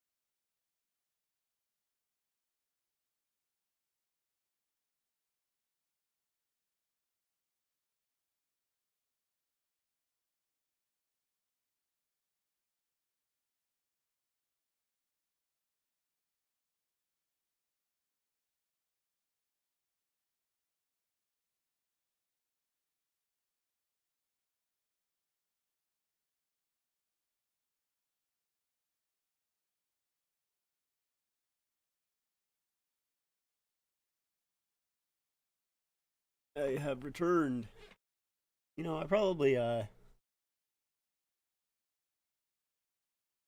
that's one thing that I need to put in my stream playlist is maybe some music while I go to the washroom, so it's not as silent, or not completely silence, I should say. Uh, yeah, one thing that I need to do, like I said, I started the stream. I did start making a music playlist for the stream here, and by start making, I mean I added one song. Um, but yeah, I'm gonna start, getting some intro songs in there. Um, maybe some songs that we can play over intermission. I don't want to play any songs while the game is actually going on, just because it distracts me a little bit, to be honest. And also, I would need to find a way to separate the audio from, you know, one browser to the other. It would just be a little difficult. Or I would need to use two different browsers, I should say, instead of like doing different tabs. I mean, I guess I could also, do my music on Spotify or something. Anyways, but I'm not going to do it while the game is going on, but I would like to maybe have some of that music going on before the game starts, in intermission. Definitely, maybe during intermission. I'll think about it, but definitely during, when I'm going to the washroom and at the start of the stream and at the end of the stream as well. So, I'll get that figured out. Maybe by next time I stream, which maybe it will be the Tampa game next Tuesday. We'll see. For the period starts here, let's take a look at what do I think of the salary cap news. As far as I saw, which I didn't see too much about it, to be completely honest, was that it's possible that it's going up by $1 million next season, but I don't know. Maybe I haven't really been. I haven't paid too much attention to what happened today. The only thing that I really saw was a quote from Gary Bettman about the digital ads and him saying, like, people like them, and in fact that it makes the game more watchable or something like that, and which was the stupidest quote that I think I've ever seen in my entire life. Like, yes, the digital ads, which most of the time glitch out, definitely improve watching the game, for sure, man. Even if they didn't glitch out, it would not improve watching the game. It's not how that works, buddy. Like, I'm not more invested in watching the game because there's ads all over the place. Let's see if I can find that exact quote. I want to see it. Where is it? Yeah, his exact quote: "Our fans love the digital ads over physical ones. We did surveys. We asked. The only thing that ranked higher in our fan surveys were oh wait, no, there's no shot that actually. Okay, that had to be a fake quote. That came from Alan Walsh, but that had to be a fake quote. Okay, what's the real one? There's no way that he said the only thing that came higher were the 3 lockouts. That's a fake quote. Hold on. Come on, where are you? Okay, yeah. From Greg Wyszynski. Batman says that the digital dasher board ads backlash is a non-issue because polling indicates fans find games more watchable with the digital ads replacing the physical ones. That was the thing. Obviously not the first one. I think Alan Walsh was being a little bit of a goofball with that one, but yeah, they're not. The digital ads suck. Like, if anything, like if they were working properly, I still don't think I would overly like them, just because they can be a little bit distracting at times, like even when they are working properly. But like, obviously they've had quite a few glitches this season. There's, plenty of pictures that you can see on Twitter that have them glitching out, and yeah, I just don't know why he said it like that. If he just said that they were a non-issue, like, that's fine. like whatever. Like, you know, you can say that, but he's obviously making that up. I 100% do not believe that there was a poll that said that made the games more watchable, unless they were polling advertising companies. That's the only way that I could see it. Only cool thing is seeing Leafs Forever's on the boards in an away rink. Yeah, like I guess to me that really does not. I do not care about it at all. But yeah, like I guess that's the only positive. Um, for a fan. I'm sure you can hear my dog there, probably. Um, but third period here is starting, so let's change that. There we go. But yeah, like I have not found them to be as distracting lately. But like there's some like when they're actually animated, that's when I don't like them. I don't mind them like digitally when they're digitally replaced and then they change like every so often. Um, that's fine. Whatever. I don't really find that big of a deal. But like there's some where it's like I've seen some where it's like a car going past, like where it changed just right then. I didn't really notice it too much. So like that's fine. Whatever. I don't care. Um, but like if it's like an actual one that's like animated and it's like a car going around, like that is super distracting and I do not like that at all. And of course, obviously, it's very distracting when they don't work properly either. So as long as I can kind of get that, fixed up, it's like whatever, it's fine. Like I don't care that much. Um, but yeah, I don't know why he said that. We did a poll and it was people said that it was more watchable. I do not believe him for a second. We have Nylander here on a breakaway coming in. Oh, good stop there. Dostal? Is that how you pronounce his name? I don't actually know. Dostal? That's a good save, though. Dostal, I think, maybe. Let's see. Let's listen.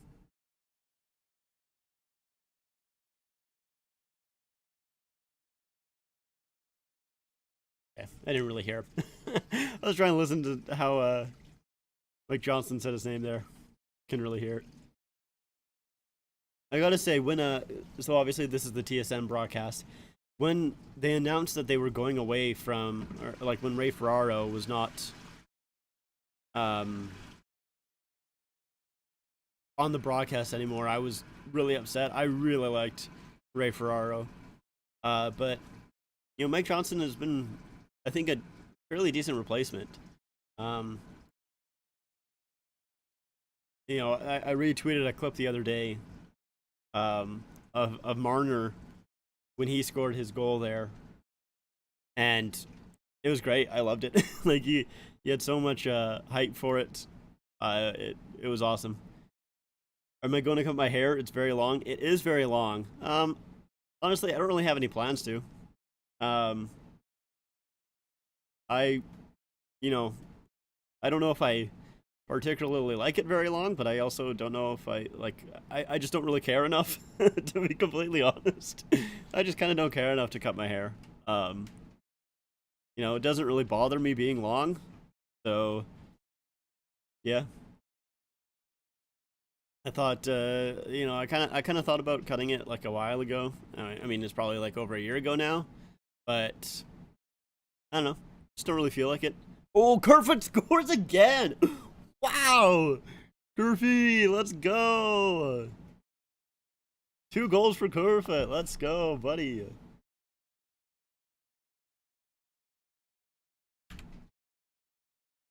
He's got his groove back. All right, trade him. Trade him now. It's not. Is it time to trade Alex Kerfoot? My column. I'm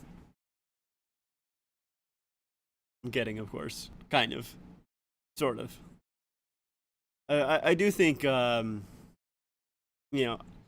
think Kerfoot does have his positives, and he does help the team in some ways, but at his cap hit, I just don't know if it's really worth it, honestly. I'm just not quite too sure.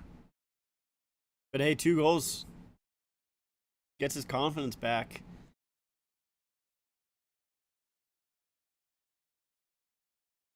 That is funny. It took him a long time to get a goal on a goalie again. Like I said, I think it was like 20 games or something like that. But hey, there it is. We got 2 in 1 game. Then we got Mulligan. He had Marner open. I don't know why he didn't pass it to him. Then Dean kind of just puts it in. Bars falls. Can't quite handle getting that puck, and Ducks are go the other way.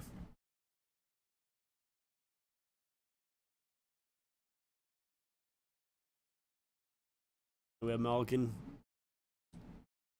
Dumps it in. Tavares. Marner. Oh, that was a good stick there by a Duck. I don't know who it was, but that would have been a really nice passing play from the Leafs. It was going to Mulligan, and like I said, just a stick there from a Duck. Knocks that puck away. Stops that scoring chance. Bunting in the Duck zone. Bunting coming in. Oh, how is that not a penalty? That's game management right there. 100%. That is 100% game management right there. Bunting had, a great opportunity.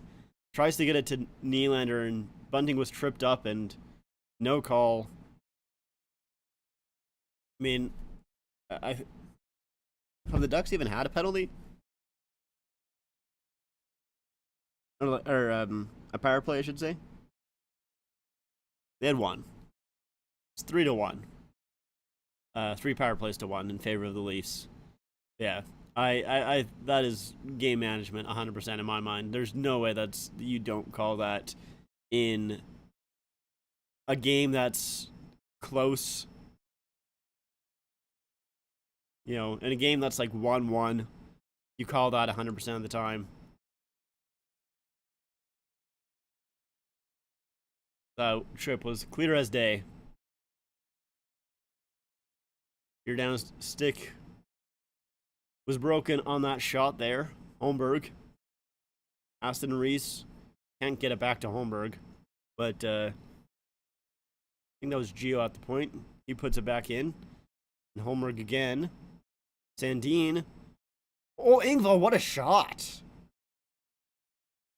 6-0 for the Leafs.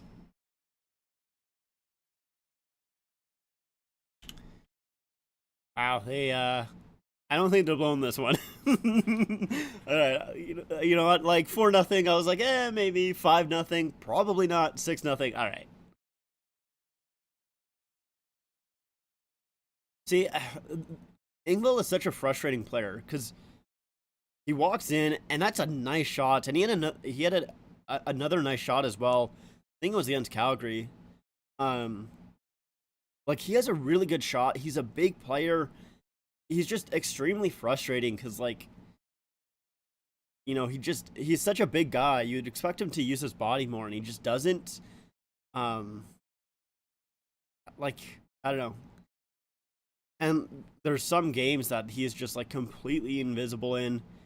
He's kind of fast as well. Like, I like Pierre when he, actually does stuff like that. When he does stuff like that, it's like, okay, I like him, but he's just not consistent enough. I think is really his issue. And he needs to be a little bit more physical, I would say. It's another shot by Engvall. Gets kind of blocked out front. Yeah, if he was just a little bit more physical, I think a lot of people would like him a little bit more.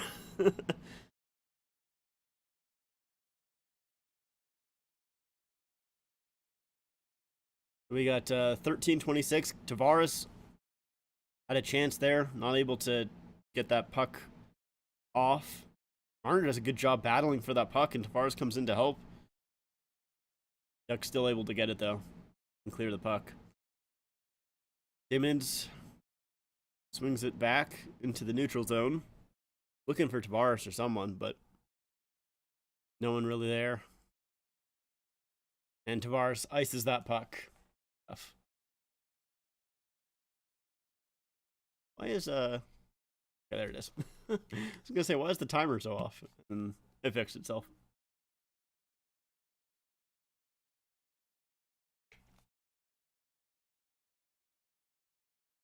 Yeah, so it's a good forecheck there by Aston Reese and Holmberg. Holmberg gets back to the point. Sandin to Engvall, and just a nice shot over the shoulder.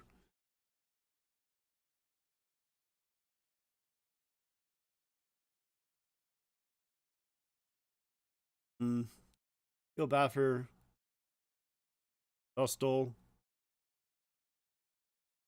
I don't think I'm pronouncing his name right. I'm just gonna say Dostal. But 4 goals on 10 shots. Yeah, it's a tough one. Holmberg gets it out front there. It was knocked away though.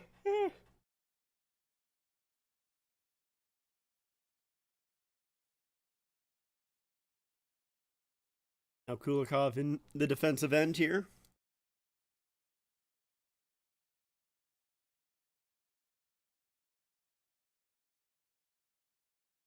Into the Leafs end. Gio will dump it out. Down the Ducks end. And a little bit of Ducks end, Leafs end here. Really much going on, but it's kind of what happens when it's a 6-0 game. You know, sure the Ducks kind of just want to end this one.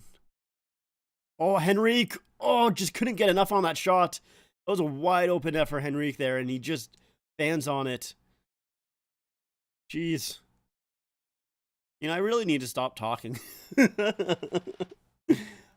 think the last time the Ducks played, I'm pretty sure I was talking some sort of smack where I was like, yeah, the Leafs got this. It's no big deal. It's a 3-1 lead. I was saying something like that last time the Leafs played the Ducks, and of course, I think it was almost immediately the Ducks scored to make it 3-2, and then, you know, of course, they did end up, you know, losing that game as well, blowing that lead. So, you know, I just need to stop talking. I think. I'm pretty sure that's just what I need to do. Either way, though. Good game so far from the Leafs. I wouldn't really even say that they've given the Ducks a whole lot to really work with. They played solid defensively. Samsonov has looked good as well when he's needed to. I want to see what the other scores are like in the other games. So the Panthers are up 3-0 on the Blue Jackets with 8 minutes left in the third. The Stars and Devils, Stars leading 2-1 with 9 minutes left in the third. Sabres are up 2-0 on the Kings with 10 minutes left in the third. The Islanders and the Bruins are tied, at 3 with 11 minutes left. I am hoping for the Islanders to win that one, which I don't do too often. The Lightning are up 6-1 on the Kraken. 12 minutes in the third. Hurricanes 1-0 against Detroit. 10 in the third. Oilers 4-2 on the Predators. That's in second period. See, the Capitals. Ovechkin did end up scoring a goal against the Blackhawks. That's still in the first there. And the Golden Knights versus the Jets. Golden Knights are up 2-1. Flyers and Avalanche are 0-0. And the last game should be starting in an hour. Wow, really? It starts that late? Crazy. But yeah, obviously Nick was in here earlier talking about if Ovechkin's going to hit 800 tonight with a hat trick, and well, he scored 24 seconds in. So that is actually so funny. Well, that is hilarious. The game's back on here. Okay, we got little over 10 minutes left to go in this period, in this game as well. Samsonov makes that save.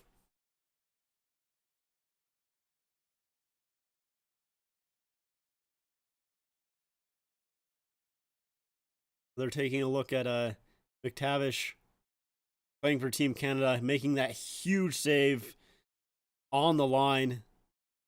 That was a crazy stop by him. I was not watching that game, but I saw the highlights and I was like, holy crap. That is crazy. That's a huge stop.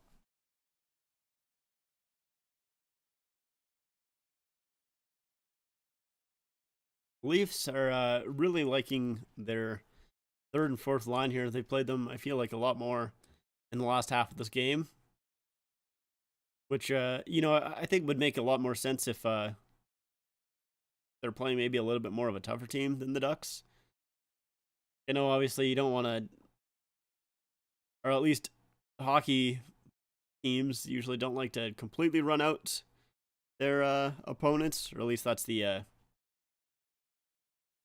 kind of the old guard saying, is to not completely embarrass your opponents. But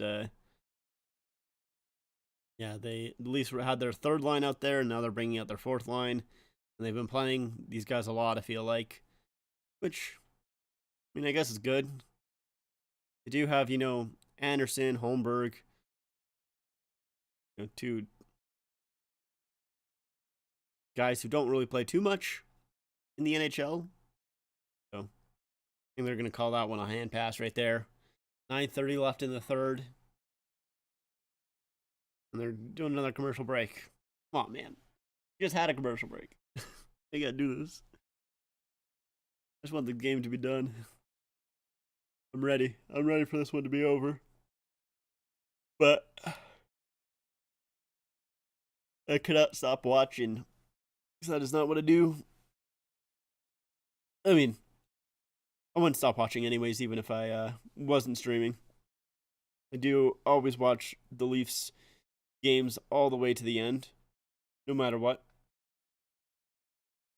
It don't matter whether they are completely blowing it or winning in a landslide. I do watch every Leafs game to the very end. Usually when they are getting blown out, I kind of just sulk. I just sulk in my chair and kind of just sit back, go like. Usually how I watch games when they're doing awful. But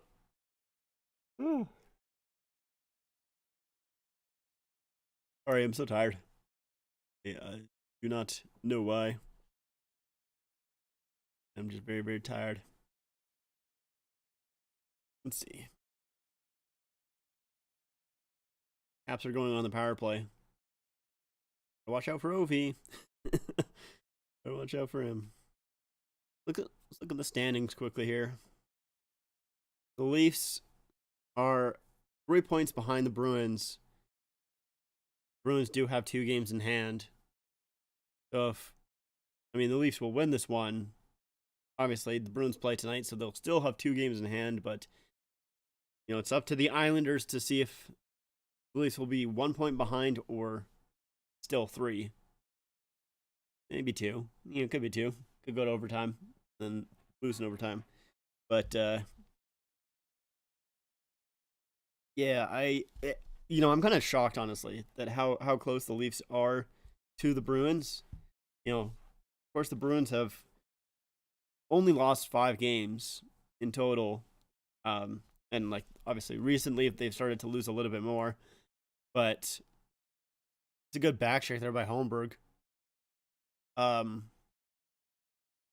Yeah, the Bruins have started to lose a little bit more often. Liljegren with a shot gets blocked. Holmberg back to Liljegren. Sandin. But, even honestly, when the Bruins weren't losing too much, the Leafs were still a lot closer to them than I thought that they would be.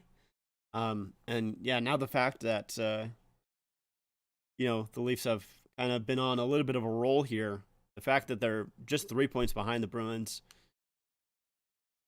kind of crazy, honestly. Because the Bruins start has been phenomenal, like actually insane. And I mean, obviously, the Leafs losing in overtime so much definitely helps them. They have 6 overtime losses, so it helps.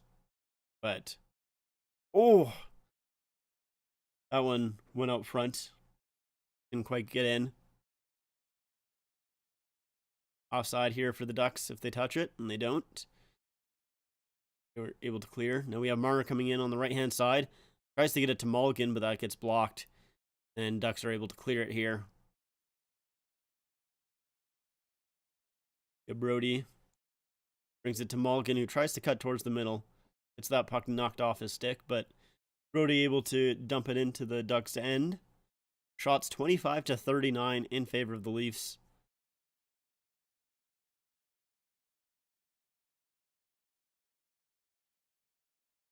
We have Gio back in his own end, gives it to Hall. Now we have Matthews coming up. The only thing that I like here in this game is Matthews' goal. And he tries to wrap around. It just came out in front. Wasn't able to quite hook it into the net.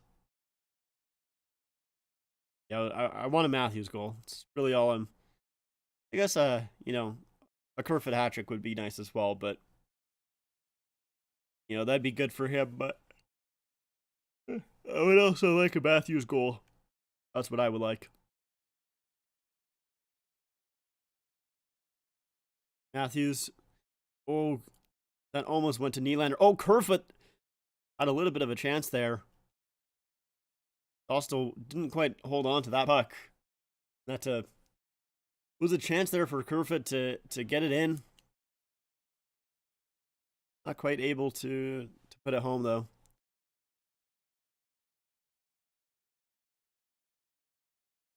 Yeah.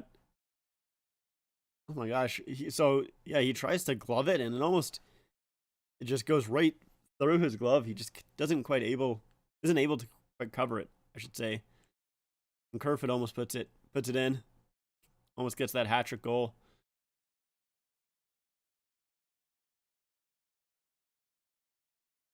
Was that, I think, a little bit of a penalty that Camp wanted there.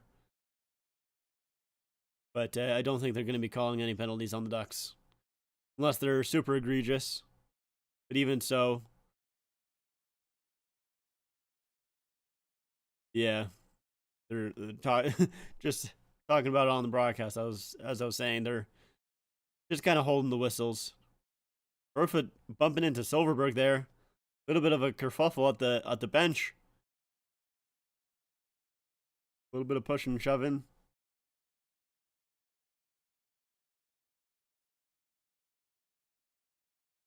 Now it's into the Leafs' end here. Battle in behind the Leafs' net. Yeah, and Vetrano kind of gets tripped there. Once you probably could call a penalty on that one. Oh, Holmberg almost makes a nice move to get around Fowler there, but can't quite get it. Yeah, could have been a penalty on Brody there, possibly. But yeah, the refs, like I said, they don't want to call too many whistles here. They just want this game to get over and done with as quick as can.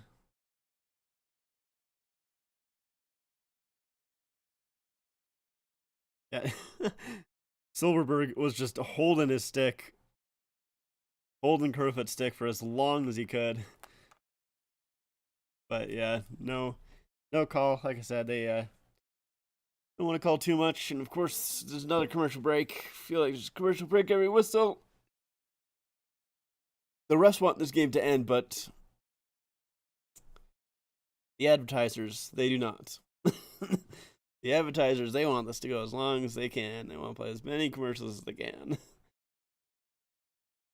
Well, guess what? I'm not going to watch your commercials. Screw you. I'm going to actually pull up the Boston game on the side here. Yeah, sorry guys, I'm like really tired. I think the fact that this game is so far out of reach, and nothing really much has been going on. I think that probably does not help my tiredness, but I've been tired. Very tired.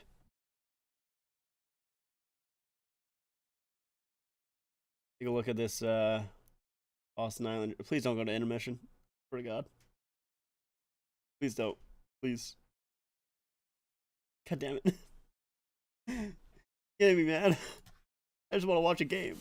I just don't want to watch commercials. I just don't care.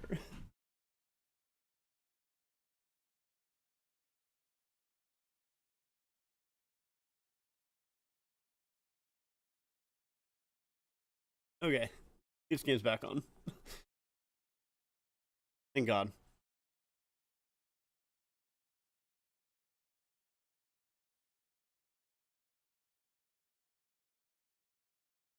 They're showing a fight in between Clark and Wendell Clark and yeah, Dallas Eakins, the Detroit, or I say Detroit, Dallas head coach.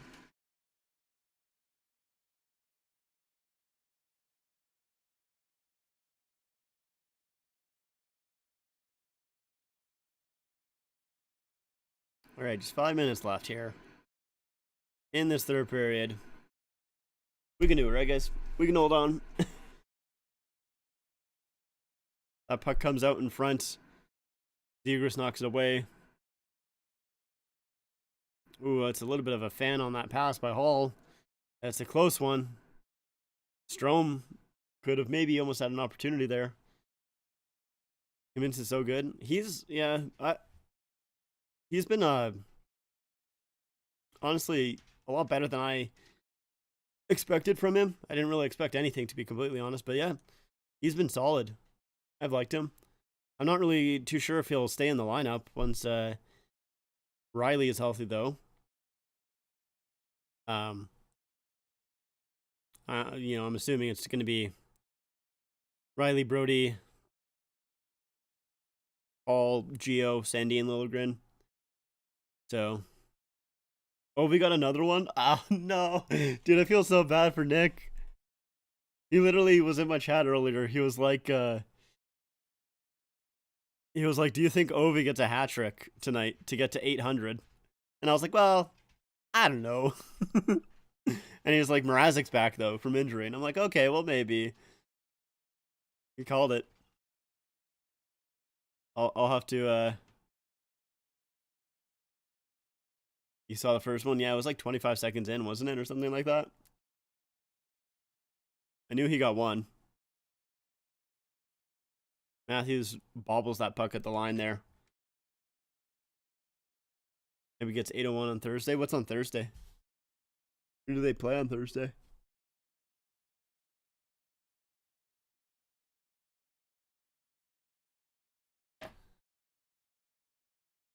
Matthews in his own zone.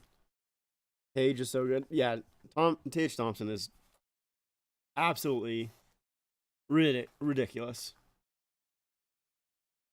He is like insanely good.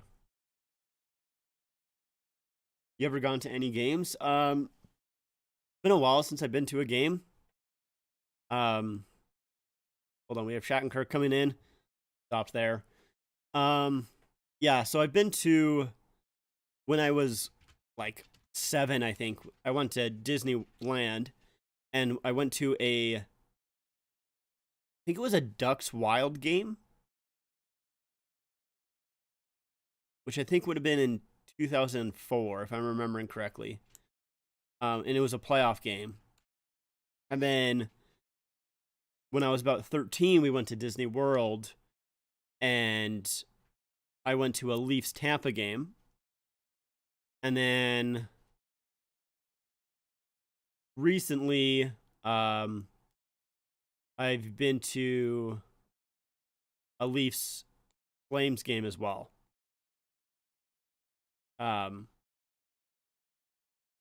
So, which I think the Leafs ended up losing that game. I think that was the last year, 2 years ago. I don't remember.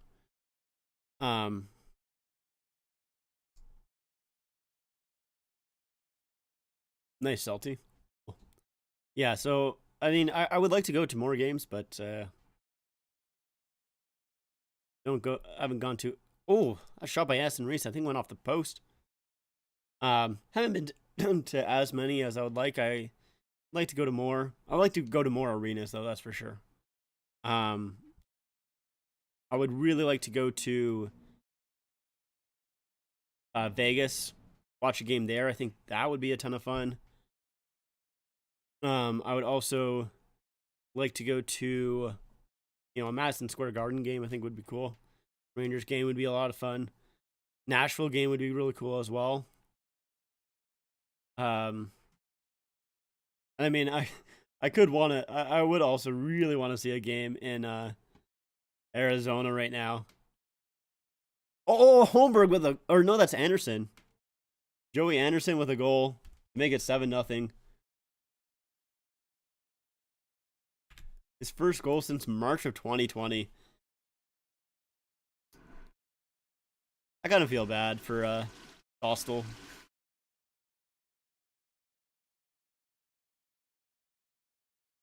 And to Gila River when you were younger, Canadian Tire and Scotiabank.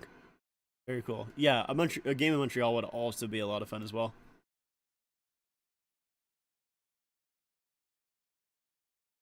That's a good job by Anderson just to get himself loose there. Matthew's excited there. And my stream glitched. Bro, the Ducks are the new Devils. Yeah, a little bit. A little bit. Yeah, the Ducks are. I just feel bad. I was this team in a playoff spot last year. Yeah, I don't know. I don't know. Hockey's weird, man. I mean, you could say the same thing about Montreal last year. Last year went from well, oh, there's a huge fight here now. Kampf bumped into Terry or Zegras, and Shattenkirk's getting in there. Kampf doesn't have his helmet on, kind of at the bottom of the pile there.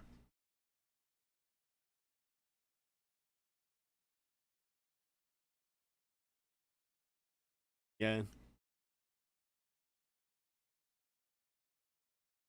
Kampf is arguing with Shattenkirk here, trying to plead his case. Yeah, let's take a look at kind of what happened here. So, yeah, Kampf takes a little bit of a run at Zegras there. And yeah, there's a little bit of a fight back. See, like, this is the kind of stuff that I would like to see with the Leafs. I mean, Shattenkirk's really the only guy that's, kind of a huge guy on this line here. Just, some pushback, which Leafs have started to do more and more as of late. Not too much, but a little bit more than usual. The whole Pacific sucks. You can tell that Calgary and Edmonton take 2 and 3. Yeah, I mean, yeah, the Pacific isn't great. I mean, the Kings, they're kind of up and down. The Ducks are really bad. Sharks not really that great. Vegas, obviously had a down year last year, but they had a ton of injuries last year. Yeah, Vegas is doing a lot better than I actually thought. Seattle up there in second. I forgot that Seattle is still in second, to be honest. At some point they should jump up. Yeah, I mean, you think so. You would think so. I don't know. Let's see. I actually would think it's so funny if Seattle got 2. I would really hope so because last year I predicted Seattle to come second place in the Pacific, and of course they were awful. And then this year I was like, they'll probably get 6th. I was like, they'll get 6th place in the division. They're not gonna be that good. So if they got 7 or if they got second, that would be hilarious. I would love that. I would absolutely love that.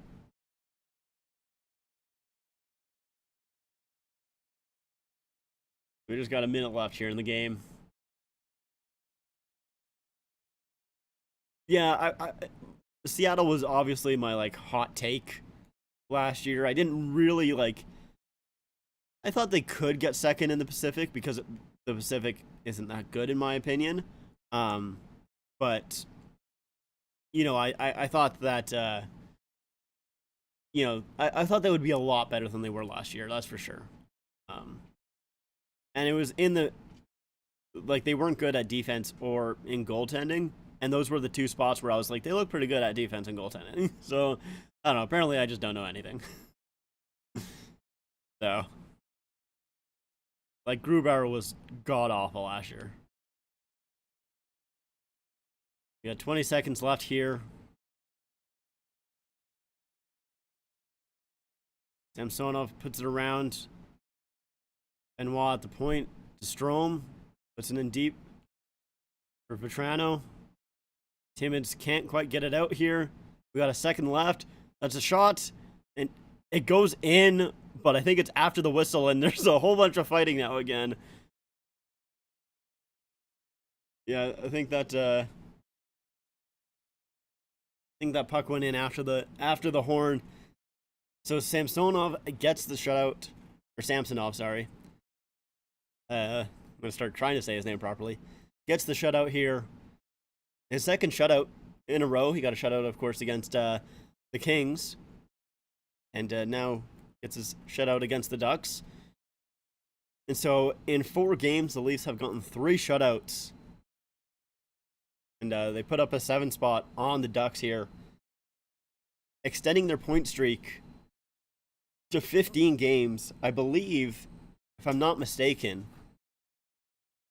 if they win, or if they get a point against the Rangers, that will tie the franchise record, if I'm correct. Final. That's not how I spell final. Here we go. Neil. I'm pretty sure that's a franchise record if Leafs get a point in their next game. Yeah, so the 3 stars, Samsonov with a shutout streak of 152 minutes and 34 seconds. Connor Timmins, with 3 assists, and Kerfoot with 2 goals. I honestly didn't know that Timmins got 3 assists. But, anyways, that is the game. Yeah, so, you know, I was kind of excited for the first 2 periods. That third one was a little bit slower, to say the least. Wasn't as exciting in that final period. A little bit out of arm's reach there. By the way, I'm going to be ending stream here, but if you guys want to go check out Nick's stream, he's streaming the Hawks and Blackhawks. So if you guys want to go check him out, I put a link in chat there, so you can just click that, go to him, watch that game with him. Yeah, thanks for stopping by, Nick. I appreciate it. Appreciate you chatting as well. But yeah, that's going to do it for me. Like I said, go say hi to Nick. What's up? And see you guys next time. Bye.